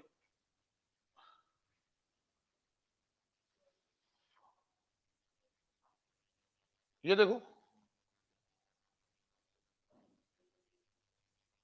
यहां थे अपन, सोडियम बाइकार्बोनेट भी कहा जाता है। बेकिंग पाउडर बनाने में, रोगाणुरोधक एवं अग्निशामक यंत्रों में, ठीक है। बेकिंग पाउडर कैसे बनता है देखो जरा, बेकिंग सोडा, फिर उसमें मिला दो क्या, और टाइट्रिक अम्ल नहीं मिलाना, साइट्रिक अम्ल मिला दो। ये वेरी मोस्ट इंपोर्टेंट है, ये भी आपकी परीक्षा में क्वेश्चन आता है कि आखिर बेकिंग पाउडर दो, बेकिंग सोडा अलग बात, बेकिंग सोडा मतलब सीधा NaHCO, ये है बेकिंग सोडा। लेकिन आपको क्या बनाना, बेकिंग पाउडर, तो इसमें आपको एक अम्ल मिलाना पड़ेगा, चाहे आप टार्ट्रिक अम्ल मिला दो और चाहे आप, ओके। चलिए आगे देखते हैं। शीतल पेय पदार्थ भी ठंडा, पेट की अतिरिक्त अम्लता, यदि आपको अम्लता पेट में ज्यादा, आपको एसिडिटी हो रही है, आपने ज्यादा खट्टा खा लिया, आपका अपच हो रहा है, तो आप कहते यार एक काम करो ठंडा पी लो थोड़ा सा। एक्चुअली ठंडा क्यों पीते हैं, क्योंकि इसमें सोडियम बाइकार्बोनेट है। क्या है ये, और चूंकि ये सोडियम यानी धातु यानी क्षारीय, तो सोडियम बाइकार्बोनेट क्षारीय, अंदर अम्ल है, अम्ल और क्षार टकराएंगे, डिफ्यूज हो जाएंगे, उदासीन हो जाएंगे। ओके चलिए, अग्निशामक यंत्रों में हो गया। भोजन बेकिंग सोडा का प्रयोग कार्बन डाइऑक्साइड उत्पन्न करने के लिए, नहीं पढ़ाया। चलिए, सोडियम सिलिकेट वाटर ग्लास कहलाता है। अब देखो सोडियम की और यौगिक क्या है, सोडियम थायोसल्फेट, Na2S2O3, ये उतना ज्यादा नहीं पूछा जाता, हाइपो भी कहा जाता है, कागज वगैरह ये आप लोग पढ़ते रहिएगा, बहुत इंपॉर्टेंट नहीं था। फोटोग्राफी के फिल्म में जल में मिश्रित क्लोरीन को दूर करने के लिए चांदी अपसरण, ये आप पढ़ते रहिएगा। अब एल्यूमिनियम की क्या, ओके, अब पढ़ना है एल्यूमिनियम के यौगिक। काय के, देखो एल्यूमिनियम परमाणु संख्या, आवाज नहीं आ रही है, ठीक। चांदी जैसी श्वेत धातु है, विद्युत की सुचालक है। चलिए, अचुंबकीय, ये सब छोड़ते हैं। ऑक्सीजन सिलिका के बाद इसका नंबर तीसरे स्थान पर भूपर्वतीय 8% में पाया जाता है। अब इसके यौगिक, एल्यूमिनियम क्लोराइड बहुत ज्यादा इंपॉर्टेंट नहीं, आप पढ़ते रहिएगा। पेट्रोलियम के शोधन में ये सब आप पढ़ते रहिएगा। एल्यूमिनियम सल्फेट, ये इंपॉर्टेंट है क्योंकि इससे बनेगी फिटकरी। क्या बनेगी, अरे क्लियर है, Al2SO4 का होल थ्राइस, और अगर यहां पर 24 अणु पानी के और जोड़ दिए जाएं, 24 अणु पानी के, अरे क्लियर है, तो यही एल्यूमिनियम पानी के साथ बनाएगा फिटकरी। आगे बात करेंगे, आगे आएगा। देखो, इसका निर्माण एल्यूमिनियम हाइड्रोक्साइड, सल्फ्यूरिक अम्ल एवं ये सब जनरल चीजें आप पढ़ते रहिएगा। जल में विलेय है, उपयोग शुद्धकरण में। ये देखो K2SO4, देखें खास तौर पर Al2SO4 का होल, और साथ में पोटेशियम का सल्फेट, और कितने अणु पानी के, आया ना, ये है फिटकरी का सूत्र, और ये आपके एग्जाम में आता ही है। पोटेशियम का सल्फेट, एल्यूमिनियम का सल्फेट, और 24H2, ठीक है। एक बात और याद रखिएगा, फिटकरी स्कंदन करता है, पानी के में उपस्थित कचरे का भार बढ़ा देता है ताकि कचरा कहां बैठ जाए, नीचे। ये पानी को रोगाणु रहित नहीं करता, पानी को रोगाणु रहित, अगर पानी के रोगाणु मारना है तो क्लोरीन का इस्तेमाल करना होगा। काहे का, फिटकरी मात्र कचरे का भार बढ़ा देता है, फिटकरी एक काम और करता है, यदि आपको कहीं रक्त निकल रहा हो और वहां आप फिटकरी लगा दो तो ये रक्त को स्कंदित कर देता है। स्कंद करना यानी जमा देना। ओके, तो क्या आपको ये याद हो गया? देखें, यह पोटेशियम एवं एल्यूमिनियम के सल्फेटों का द्विक लवण, दोनों का लवण है। अरे क्लियर है? चलिए, इसे पोटास एलम, फिटकरी को क्या कहेंगे? Potash alum. क्या कहेंगे? चलिए, अब आप पढ़ते रहिए कपड़ों की रंगाई में, कहीं शोधन में, जीवाणुनाशक के रूप में। ठीक है, अब कहां आ गए? आवाज नहीं आ रही है? इसमें आएगा बहुत अच्छा। देखो आप, सबसे पहली बात कैल्शियम का हम पढ़ लें कि परमाणु क्रमांक 20 है, परमाणु द्रव्यमान 40। याद रखिएगा, ये परमाणु द्रव्यमान पूछा जाता है। ये क्रमांक और द्रव्यमान आपको याद होना चाहिए, खास तौर पर उतनी धातुओं की जितनों की तो हम बता रहे हैं।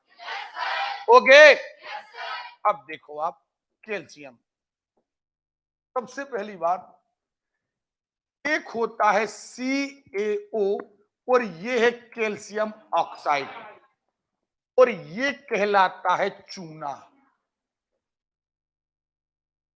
क्या ये? नहीं आ रही बात? सोचो, कोई पूछे चूना क्या है, हम कहेंगे CaO। अरे क्लियर है? नहीं आ रही बात? सोचो, आ रही है? अगर हम इसी का कार्बोनेट बना दें CaCO3, सो ये है चूना पत्थर। क्या है ये? Calcium carbonate. क्या है ये? अरे क्लियर है? CaCO3 यही है संगमरमर। जब चूना पत्थर हजारों साल जमीन में दबा रहता है तो ये बदल जाता है काय में, यानी प्रोडक्ट एक ही है, मटेरियल एक ही है, संरचना बदल गई है। तो यही चूना पत्थर है और यही संगमरमर है। नहीं आ रही बात? आ रही है? चूना क्या है? अरे क्लियर है? अब इस चूने को आप बुझा दो। बुझाना समझते हो? फूंक नहीं मारना है, पानी डालो। CaO प्लस H2O, ये चूने को बुझा दिया। सो अब हमें बुझा चूना प्राप्त होगा CaOH का होल ट्वाइस। नहीं आ रही बात? आ रही है? ये कहलाएगा बुझा हुआ चूना। क्या कहलाएगा? हमें आवाज नहीं आ रही है? ओके, एक बात, जब भी आपने देखा होगा कहीं दीवार पर आप चूने की पुताई करते हो तो जब तक पोतते रहते हो गीला रहता है, उनको लगता ही नहीं कि यहां पोता है कि नहीं। तो थोड़ी देर बाद आपको लगता कि अरे ये तो बिल्कुल सफेद हो गया। नहीं लगता? एक्चुअली क्या होता है, जब आप पोतते हो तो वहां होता है चूने का पानी, यानी CaOH का होल ट्वाइस। ओके, और अब वहां पर जब कार्बन डाइऑक्साइड आती है, क्या आती है? तो जब चूने का पानी कार्बन डाइऑक्साइड से क्रिया करता है तो वहां पर दूधिया प्रकाश उत्पन्न होता है। एक्चुअली CaCO3 कैल्शियम कार्बोनेट का दूधिया माहौल बन जाता है और वो सीधा सीधा क्या लग जाता है, बिल्कुल दूधिया सफेद हो जाता है। अब देखते हैं। अच्छा एक बात, वही CaSO4 याद आया? नहीं याद आया? ये क्या है? ये नहीं है? अरे है। और ये क्या है? CaSO4 इंटू हाफ H2, क्या है? Plaster of Paris. नहीं आ रही बात? सारी चीज खत्म हो गई है। अब देखें जरा, देखो अभिक्रिया क्षारीय मृदा, ये नहीं बताया था कल हमने? कैल्शियम हो गया, मैग्नीशियम हो गया, ये क्षारीय मृदा धातुएं वर्ग 2 के अंतर्गत आती हैं। चलिए, चांदी के समान श्वेत एवं चमकीली परंतु मुलायम धातु है। अब देखो कैल्शियम ऑक्साइड, कैल्शियम ऑक्साइड श्वेत रंध्रयुक्त ठोस ताजा जल में विलेय है। इसे quick lime, quick lime, quick silver नहीं, क्विक सिल्वर कहते पारा, क्विक सिल्वर किसे कहते? ये है क्विक लाइम। लाइम यानी होता दूधिया, ये जल्दी से दूधिया हो जाता है। ओके, दूधिया यानी सफेद रंग, क्विक लाइम। उपयोग कांच, ब्लीचिंग पाउडर, क्या सुनाई नहीं दिया? अब ब्लीचिंग पाउडर आगे आएगा, लेकिन सुन लीजिए ब्लीचिंग पाउडर होगा क्या। कैल्शियम की क्रिया क्लोरीन से करा दो और बीच में जुड़ी रहे ऑक्सीजन। बहुत एक इंपॉर्टेंट चीज बता रहे आपको, यह कहलाता है कैल्शियम हाइपोक्लोराइड। क्या कहलाता है? आवाज नहीं आ रही है? अब देखिए बहुत इंपॉर्टेंट बात जो आपको बताने जा रहे हैं, बिल्कुल ध्यान से सुनिएगा। बहुत सारी जगह ये क्वेश्चन आता है, अलग अलग जगह इसके अलग अलग आंसर पाए जाते हैं। कभी ऑप्शन में कुछ और आंसर आते हैं, कभी ऑप्शन में कुछ और आते हैं। आज सारे आंसर आपको क्लियर करा दे रहे हैं। ये देखिए कैल्शियम हाइपोक्लोराइड यानी हिंदी में कहते हैं ब्लीचिंग पाउडर। क्या कहते हैं? देखिए अगर किसी चीज पर रंग करना है, आपको अलग पदार्थ चाहिए, दूसरे पदार्थ चाहिए रंगीन करने के लिए। लेकिन ये जो पाउडर है ना ब्लीचिंग पाउडर, इसमें मिली है क्लोरीन। क्या मिली है? अगर किसी चीज का रंग उड़ाना है, अगर किसी चीज का रंग उड़ाना है तो रंग उड़ाने के लिए चाहिए ब्लीचिंग पाउडर। क्या चाहिए? हमें आवाज नहीं आ रही है, इसलिए इसे विरंजक। देखिए दो प्रकार की चीजें होती हैं, एक रंजक, रंजक कहलाते हैं जो रंग करते हैं, और विरंजक कहलाते हैं जो रंग उड़ा। तो ये क्या है? विरंजक। क्या है ये? अब देखो जरा किसी, अच्छा एक बात और, ये पाउडर कुएं में भी डाला जाता है, नगर पालिका के द्वारा जो पानी आता है उसमें भी ये ब्लीचिंग पाउडर डाला जाता है, उसके कीटाणु नष्ट करने के लिए, क्योंकि क्लोरीन एक जहरीली गैस है और एक कीटाणुओं को नष्ट कर देती। एक बात, लेकिन इसे विरंजक क्यों कहा जाता है? पहली बात सुन लें।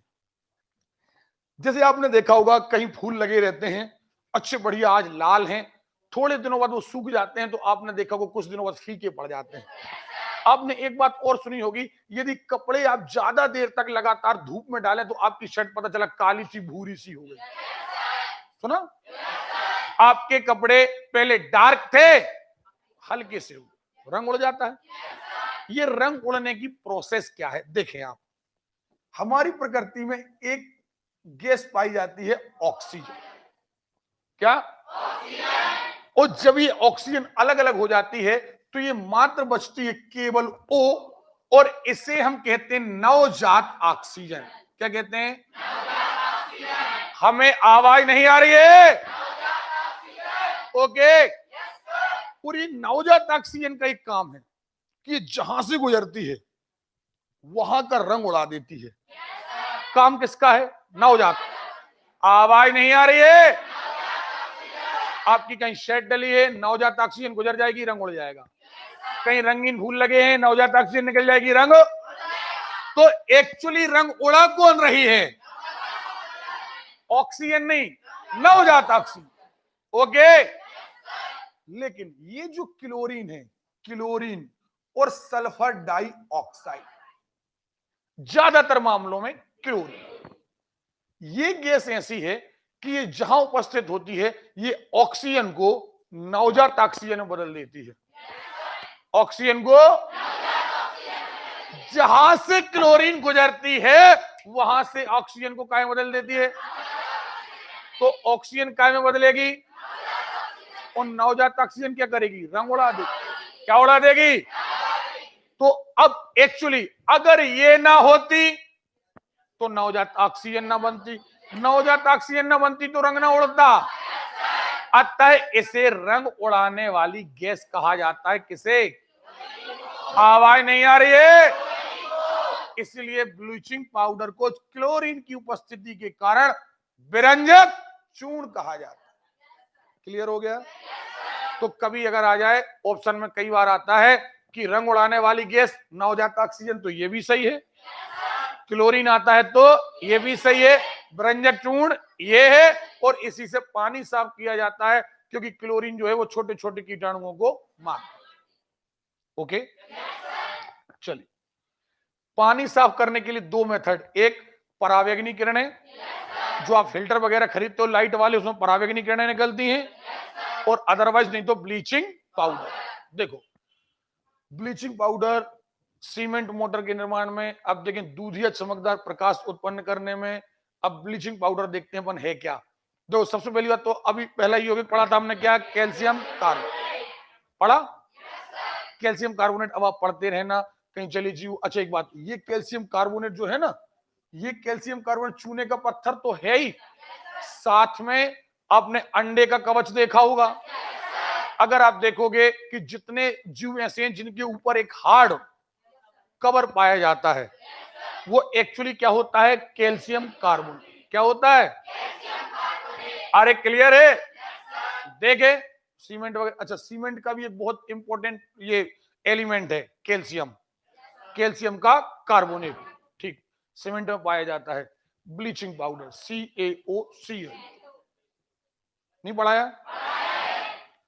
रासायनिक नाम कैल्शियम ऑक्सीक्लोराइड है, जिसे कैल्शियम क्लोरो या हाइपोक्लोराइड, ठीक है।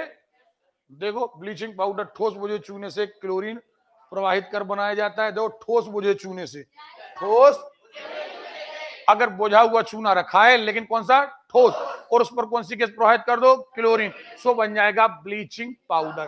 क्या बन जाएगा? देखो, इसे विरंजक चूर्ण भी कहते हैं। क्यों कहते हैं? क्योंकि ये मुक्त क्लोरीन पानी से संयोग कर नवजात ऑक्सीजन निकालती है, जो रंगीन पदार्थों को रंगहीन पदार्थों में बदल देती है, जल को शुद्ध करने में, कागज वगैरह उद्योग में, ठीक है।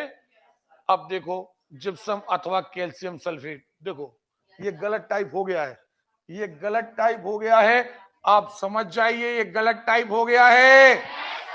ये है जिप्सम, नहीं है? अरे क्लियर है? ये टाइपिंग मिस्टेक है, एक्चुअली उसने प्लास्टर ऑफ पेरिस का सूत्र लिख दिया। आप लोग सुधार लेंगे। रंगहीन, गंधहीन, श्वेत रवेदार, ठोस है। अब देखो, क्रांकीट बोरक्स में इस्तेमाल किया जाता है, आप ये पढ़ते रहिएगा।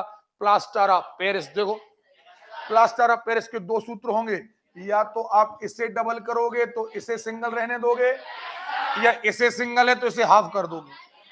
चलिए, बन जाएगा, आपसे करते रहिएगा दीवारों छतों में। अब देखो, मैग्नीशियम क्या आया? अरे क्लियर है? फिर वही बात, मैग्नीशियम परमाणु क्रमांक, आवाज नहीं आ रही है? थोड़ा सहयोग करिए, आज धातुएं निपट जाएं, क्योंकि अधातुओं का मैटर भी बहुत बड़ा है। ओके, चलिए, 24 चमकदार भूरे रंग की सब छोड़िए, सीधी बात, मैग्नीशियम सल्फेट। याद आया? नहीं याद आया? चलो, करते रहिएगा। एप्सोमाइट कहते हैं। अब ये पढ़ते रहिएगा, मैग्नीशियम क्लोराइड, मैग्नीशियम, याद आया कुछ? मैग्नीशियम के कारण नमक, मैग्नीशियम क्लोराइड के कारण नमक पसीज जाता है, ठीक। मैग्नीशियम हाइड्रोक्साइड, अब देखो एक मिनट, ये OH कैल्शियम के साथ जुड़े सो दूधिया होता है, और मैग्नीशियम के साथ जुड़े सो दूधिया होता है। सो ये देखो, मिल्क ऑफ मैग्नीशियम। नहीं आ रही बात समझ? ठीक, ये जनरली आप पढ़ते रहिएगा। कॉपर, ठीक है, कॉपर के बारे में अपन पढ़ चुके, धातु है, विद्युत की सुचालक है। चांदी के बाद दूसरा नंबर तांबा का ही लगता है, नहीं लगता है? अरे क्लियर है? पक्का क्लियर है? देखें,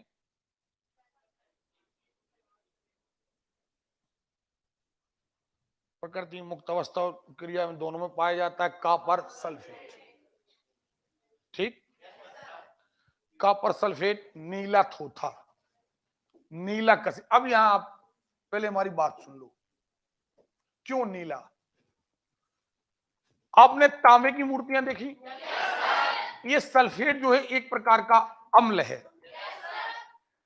आप एक बात देखोगे कि अगर तांबे पर कभी आप नींबू निचोड़ के देखना, आपको आजू बाजू नीला सा रंग दिखाई देने लगेगा। नहीं आ रही बात समझ? अब इसे अगर हम अम्ल मान लें, ये अम्ल है ही, तो कॉपर का जब सल्फेट बनता है, यानी कॉपर की क्रिया अम्ल से कराई जाती है, तो ये नीला सा रंग छोड़ता है। सो इसे कहते हैं नीला कशिश या नीला थोथा। इसी का अगर आयरन से क्रिया करा दें, तो लोहे पर भी अगर आप कोई अम्ल छिड़कोगे तो ये हरा रंग दिखाई देने लगता। लोहे पर कभी कोई चीज छिड़कोगे तो हरी सी दिखाई देने लगेगी। तो ये क्या कहलाएगा? हरा।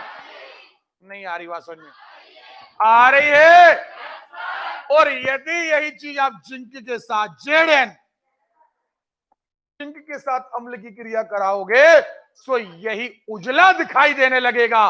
तो ये कहलाएगा उजला कशिश या उजला थोथा। नहीं आ रही बात समझ में? तो तांबा नीला। अब देखना, तांबे के बर्तन में नींबू निचोड़ के देखना, आपको नीला सा रंग दिखाई देगा। लोहे की छड़ ले लेना नींबू, तो आपको हरा सा रंग दिखाई देने लगेगा। तो ये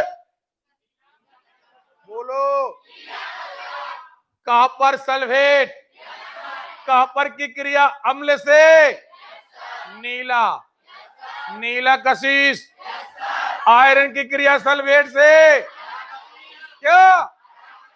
अरे क्लियर है? और जिंक की क्रिया क्या? अरे क्लियर है? क्या कहलाएगा?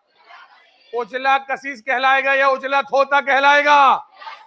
तीन प्रकार के हमने थोथा पढ़े। कौन कौन? नीला थोथा, हरा थोथा, पेपर में आता है, पेपर में आता है कुछ नहीं। इनका बेस क्लियर कर लो कि अगर कॉपर क्रिया करेगा तो नीला रंग देगा, आयरन क्रिया करेगा तो हरा रंग देगा। बस इतना तो है ही।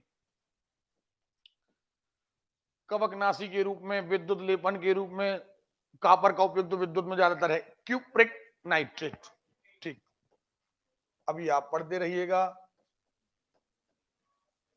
मैग्नीज इनमें बहुत ज्यादा इंपॉर्टेंट नहीं है, मैग्नीज की बहुत ज्यादा यौगिक। हाँ, ये लाल दवा कहलाती है। देखो, पोटेशियम परमैंगनेट। क्या? अरे क्लियर है? सीधी बात, मैग्नीशियम का ऑक्साइड वो काय के साथ? पोटेशियम के साथ। हाँ या ना? याद रखना, फिटकरी K2SO4 इंटू Al2SO4 का होल थ्राइस इंटू 24। अरे क्लियर है? और यहां पर पोटेशियम मैग्नीज के साथ सो कहलाती है लाल दवा या पोटेशियम परमैंगनेट। चलिए, यहां से बहुत ज्यादा क्वेश्चन नहीं आते। हाँ, किससे आते? कैसे? क्योंकि ये धातु में वो है, देखिए हम पढ़ रहे हैं सामान्य ज्ञान। सामान्य ज्ञान वो चीजें जो हमें जिनका ज्ञान होना ही चाहिए। ये बायोलॉजी में भी पढ़ना पड़ेगा इसको। देखे 26, 56 याद हो गया? कठोर धातु है, ये सब ठीक है। अब देखो इसके यौगिक देखें। आयरन ऑक्साइड FeO या Fe2O3, ये फेरस अवस्था में पाया जाता है या फेरिक अवस्था में पाया जाता है। ठीक है, अब देखें उपयोग सबको पता है। हाँ, सबसे पहली बात, एक बात वेरी वेरी मोस्ट इंपोर्टेंट याद रखिएगा, आयरन ऑक्साइड का उपयोग जो टेप रिकॉर्डर बनते हैं, जो रिकॉर्ड करने, गाना रिकॉर्ड करने वाली, वीडियो रिकॉर्ड करने वाली, आपने देखा तो पहले कैसेट चलती थी, तो उसके ऊपर जो लेप चढ़ाया जाता है वो लेप होता है आयरन ऑक्साइड का। काय का? मैग्नेटिक रिकॉर्डिंग, चुंबकीय रिकॉर्डिंग कहलाती है ये। तो याद रखिएगा, कि वहां पर आयरन ऑक्साइड का लेप होता है। Very most important question. Clear है? चलिए, फेरस सल्फेट देखो, फेरस सल्फेट यही है हरा थोथा। नहीं याद आया? हाँ, इसकी कैपेसिटी कितनी है? जबकि CuSO4 की थी 5। कितनी थी? नहीं आ रही बात समझ में? तो यहां पर 7 अणु पानी के, यहां पर 5 अणु पानी के। ओके, देखो सामान्यतः पर हल्का रवे यह जल में विलय है। अब ये पढ़ते रहिएगा कहीं औषधियों के निर्माण में। पारा, पारा के बारे में पता है? पारा के बारे में अमलगम पता है? ये ऊष्मीय का चालक है, लेकिन द्रव धातु है। देखो जरा, चांदी के समान श्वेत है, इसलिए इसे क्विक सिल्वर भी, देखो क्विक सिल्वर नहीं कहा गया। देखो इसका अयस्क कौन है? शनिवार, ठीक है। मर्क्यूरिक, ठीक है, सल्फाइड। अब ये आप पढ़ते रहिएगा क्योंकि जनरल चीजें इनका उपयोग यहाँ सिंदूर के रूप में इसका ज्यादा उपयोग है, ठीक है। इसको छोड़ करके अब सीधा आते हैं ये, इसका एक क्वेश्चन जो सबसे इंपॉर्टेंट है। चांदी ऊष्मा की सबसे ज्यादा चालक, विद्युत की सबसे ज्यादा चालक, तार बनाए जा सकते हैं। ये तो हो गया सब ठीक। इसके अयस्क हम पढ़ चुके थे, खास तौर पढ़ा था हमने AgNO3। नहीं पढ़ा था? अरे पढ़ा था। हाँ, एक बात और, ये जो AgNO3 है ये कहलाता सिल्वर नाइट्रेट। क्या कहलाता? देखो AgNO3 सिल्वर नाइट्रेट। इसी का निशान जब आप बोर्ड डालने जाते हो ना, तो इसी घोल का निशान आपको लगाया जाता है। काय का? सिल्वर। ये वेरी मोस्ट इंपोर्टेंट क्वेश्चन है। अरे क्लियर है कि मतदाता की उंगली पर किस घोल का निशान लगाया? ओके, काय का? ओके, बस यहां से ये क्वेश्चन था। देखो चिन्ह 47, 108, मुलायम चमकीली। अच्छा एक बात और, चांदी ओजोन से, हाँ या ना, और सल्फर से मलिन हो जाती, प्रकृति मुक्त और संयुक्त दोनों अवस्थाओं में पाई जाती है। विद्युत और ऊष्मा की बहुत ज्यादा सुचालक है। सिल्वर नाइट्रेट, लुनार कास्टिक भी कहते हैं। एक बात, इसका जो उपनाम है वो है लुनर कास्टिक। देखो ये याद रखना। ओके, लुनार कास्टिक है नाइट्रिक अभिक्रिया से। इसका जो मेन क्वेश्चन है अब घटित हो जाता है, इसलिए इसे रंगीन बोतलों में रखा जाता है। ध्यान रखना, AgNO3 सूर्य के प्रकाश में अपघटित हो जाता है, इसलिए इसे रंगीन बोतलों में रखा जाता है। और सबसे इंपॉर्टेंट बात है कि ये देखो, ये लेकिन मतदाता की उंगली में लगाई जाने वाली स्याही। ओके, और यहां पर आकर के ये आपका जो मेन प्रोग्राम था वो धातुओं के यौगिक खत्म। अब हमें पढ़ना है अधातुओं के यौगिक। काय के यौगिक? तो कल हमारा एक लंबा लेक्चर चलेगा अधातुओं के यौगिक के बारे में। उसके बाद हमारा एक लेक्चर रहेगा अम्ल और क्षार के बारे में, और एक लेक्चर है हमारा रेडियो एक्टिवता के बारे में। समझ में आ रही बात? और यहां पर आपका केमिस्ट्री वाला लेक्चर खत्म। अच्छा एक बात सुन लीजिए पहले हमारी बात। हमने कोशिश ये करी है, अभी तो समय है, देखें, हमने कोशिश ये करी है कि आपका पेपर, यदि आपने हमारा लेक्चर अटेंड किया है तो एक भी क्वेश्चन आपका बाहर ना जाए। कई सारे क्वेश्चन लेक्चर के दौरान नहीं आ पाते, तो हमने PSC परीक्षाओं से क्वेश्चन निकाल करके, फिर से जैसे हमने बताया था आपको, लगभग 300 से ज्यादा क्वेश्चन हमने आपके बनाए हैं। इस बार हमारी पॉलिसी ये है कि हम आपको टेस्ट पेपर पहले देंगे। उनमें कई सारे क्वेश्चन ऐसे हैं जिनको हम ऑन द बोर्ड नहीं पढ़ा पाए, कई सारे क्वेश्चन। तो आपको वो क्वेश्चन, आज जैसे हमने आपको पेपर दे दिया, तो आपको वो पेपर ढूंढ के लाना है। ओके, वो क्वेश्चन ढूंढ के लाना है, पूरा पेपर हल करके लाना है। अगले दिन हम 3 घंटों के दौरान, कितने घंटे? पूरे 300 साढ़े 300 क्वेश्चन ऑन द बोर्ड हल करेंगे। हमारी पॉलिसी ये है कि अगर हमने फिजिक्स पढ़ ली, क्वेश्चन हल कर लिए, एक भी क्वेश्चन बाहर ना जाए। केमिस्ट्री पढ़ ली, क्वेश्चन हल कर लिए, एक भी क्वेश्चन बाहर ना जाए। हम बायो पढ़ेंगे, एक बार पूरा पेपर हल, एक भी क्वेश्चन बाहर, क्योंकि ये तैयारी केवल आपकी कांस्टेबल की नहीं है, क्योंकि दुनिया में साइंस एक ही है, गणित एक ही है, रीजनिंग एक ही है, भूगोल एक ही है। अगर आपने A to Z एक बार तैयार कर लिया तो बस एग्जाम आने की देरी है। एग्जाम कोई भी हो, सब्जेक्ट हमारा तैयार है। आप ये सोचकर तैयारी करिएगा, ये नहीं कि ये कांस्टेबल में आता है, ये नहीं आता तो फिर क्या SI की तैयारी अलग से करोगे क्या? या अभी पटवारी का एग्जाम आने वाला, उसकी तैयारी अलग करोगे क्या? नहीं, फिर आप पेपर लगाइएगा। फिर जब आपका कोर्स पूरा हो जाए तो आप कोई भी किताब उठाओ और A to Z पढ़ डालो, ठीक है? तो अभी हमारे पास समय है, हमारा एक टॉपिक और निपट सकता है, ठीक है? चलिए, तो हम अगला टॉपिक हम पढ़ते हैं। बोर हो गए आप लोग? आपके चेहरों पर थकान क्यों नजर आने लगती है? बताएं, आपके चेहरों पर थकान क्यों नजर आने लगती है, ये बताएं आप। चलिए, हमें अधातु पढ़ना है, कोई बहुत बड़ी बात नहीं है। आप पहले बिल्कुल रिलैक्स हो जाएं। आपके पास 5 मिनट का समय है, आप बिल्कुल रिलैक्स हो जाएं। 5 मिनट के बाद आ रहे, फिर हम अधातु के बारे में बात कर रहे हैं, ठीक है? देखो बेटा, सिलेक्शन लेना है तो यही प्रोसेस अपनाना पड़ेगी। अगर 20 मिनट बाकी तो 20 मिनट का यूज होना चाहिए। सुन रहे हो? और कोर्स खत्म करने आए हो तो मैटर अलग है।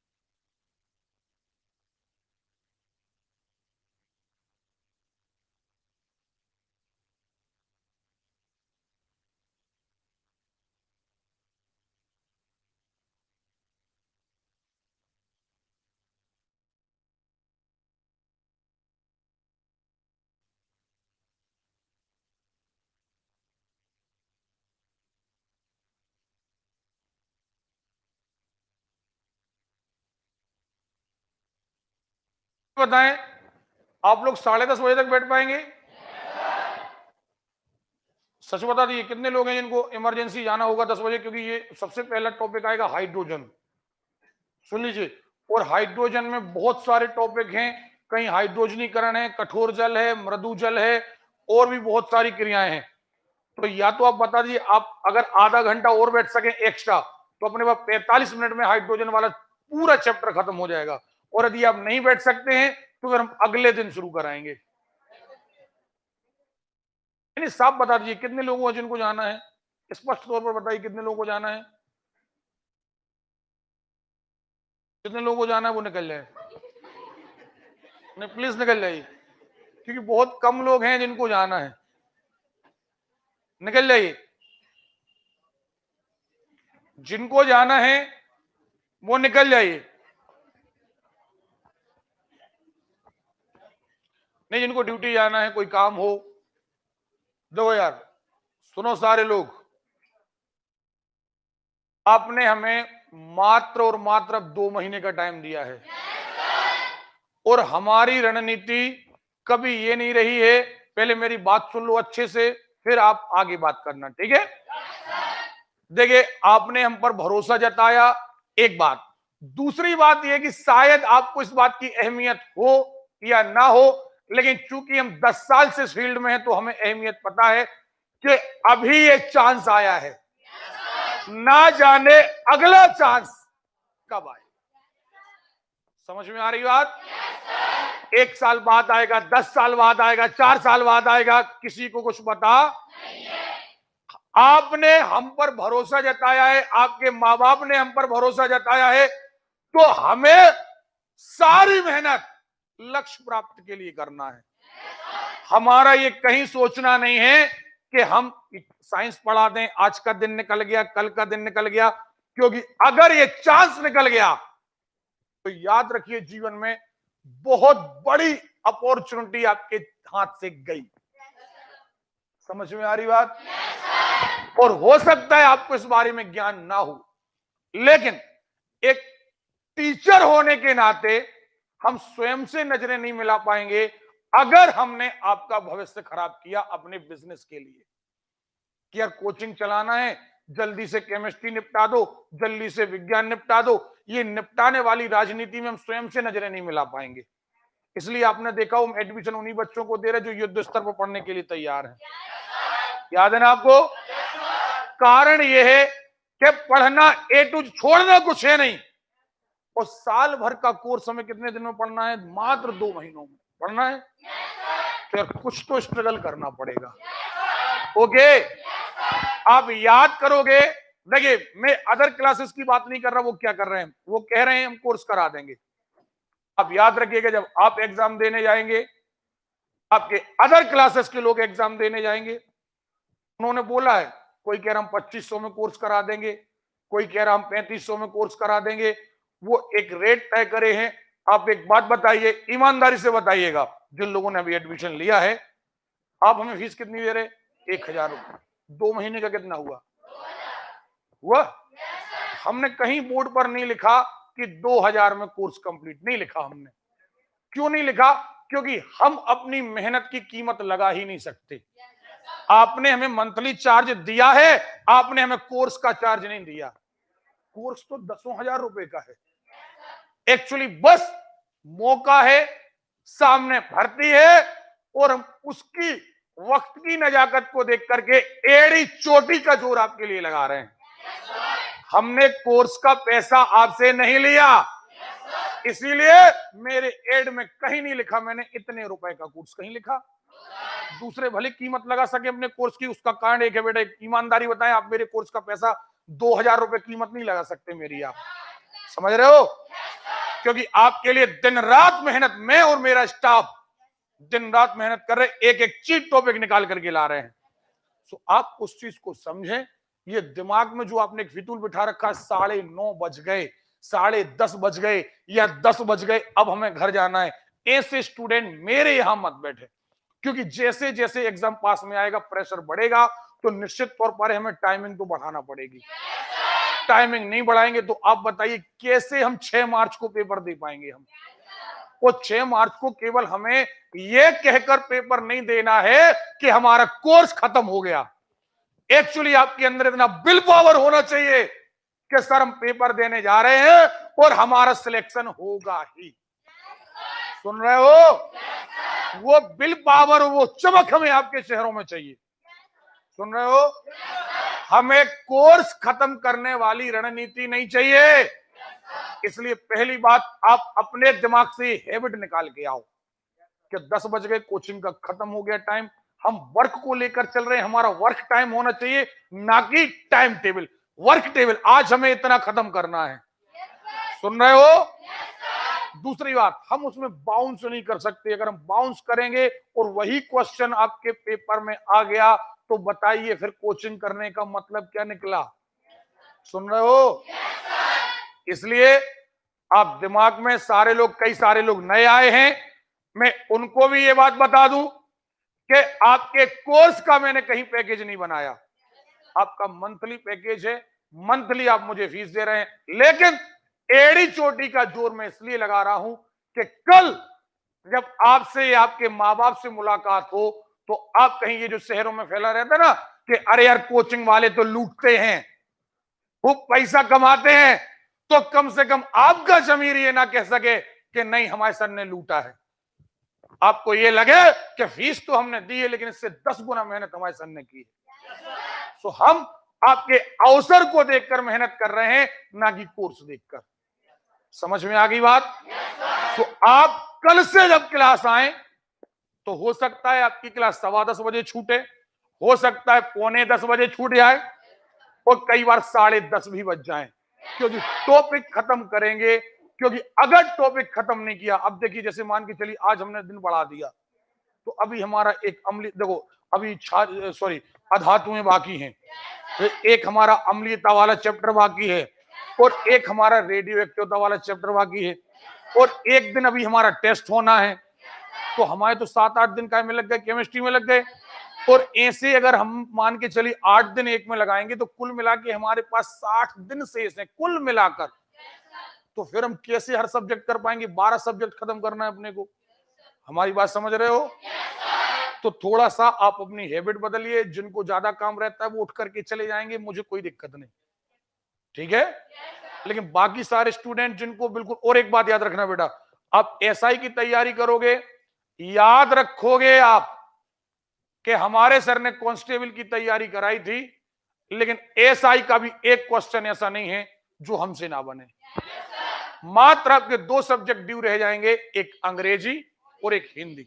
सो वो अपन एक काम करेंगे कंटिन्यू में, जैसे आपका कांस्टेबल का कोर्स खत्म होगा, सो 1 महीने की कोचिंग अपन बढ़ा लेंगे, उसमें हम कंटिन्यू क्या करा देंगे? आपकी हिंदी।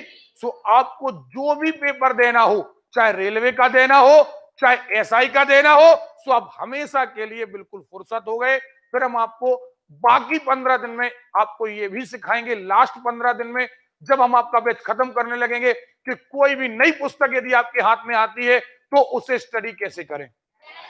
ओके, यानी आपको बिल्कुल धारदार हथियार बना करके यहां से भेजेंगे, फिर आप घर में स्टडी भी करते रहेंगे, तो आप बिल्कुल फ्लो में काम करेंगे।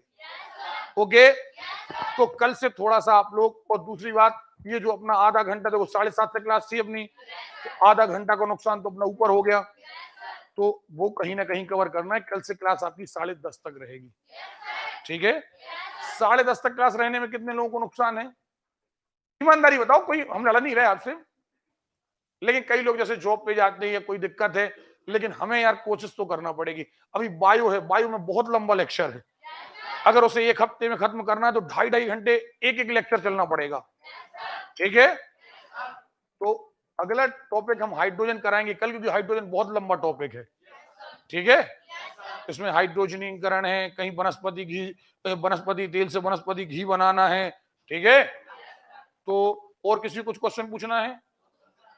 और एक बात, आप बहुत सारे साथियों को लेकर क्लास आते हैं, नया बैच चालू हो रहा है, सबसे पहली बात आप खुद ये निर्णय कर लें कि आपका साथी अपनी क्लास में पढ़ने लायक है या नहीं है। अगर वो उछल कूद करने वाला है, उसे लगता है वो अदर क्लासेस में पढ़ा है, और उसे लगता है कि नहीं होमवर्क वगैरह जरूरी नहीं, तो हमारे पास लेके ना आए। फिर इन 2 महीनों में प्रेशर आप पर बढ़ेगा, वो प्रेशर हम पर भी बढ़ेगा, हमारे यहाँ पिटाई का प्रेशर भी हाई हो जाएगा। नहीं तो पता चला कि किसी दिन आप थोड़ा ज्यादा फ्रैंक लड़का को ले आए, एक आध दिन कुट गया, तो वो हमें बदनाम करता है वो माहौल कि अरे यार सर तो बड़ी खतरनाक है, तो मारते पीटते हैं। एक्चुअली हम खतरनाक नहीं है, तुम खतरनाक हो। तुम उपद्रव ना करते तो हम तुम्हें पीटते नहीं, क्लियर है। अगर तुम उपद्रव ना करते, तुम होमवर्क करके ले आते, हम तुम्हें नहीं पीटते, तो खतरनाक तुम हो, हम तो मात्र आपके प्रतिरोधी हैं।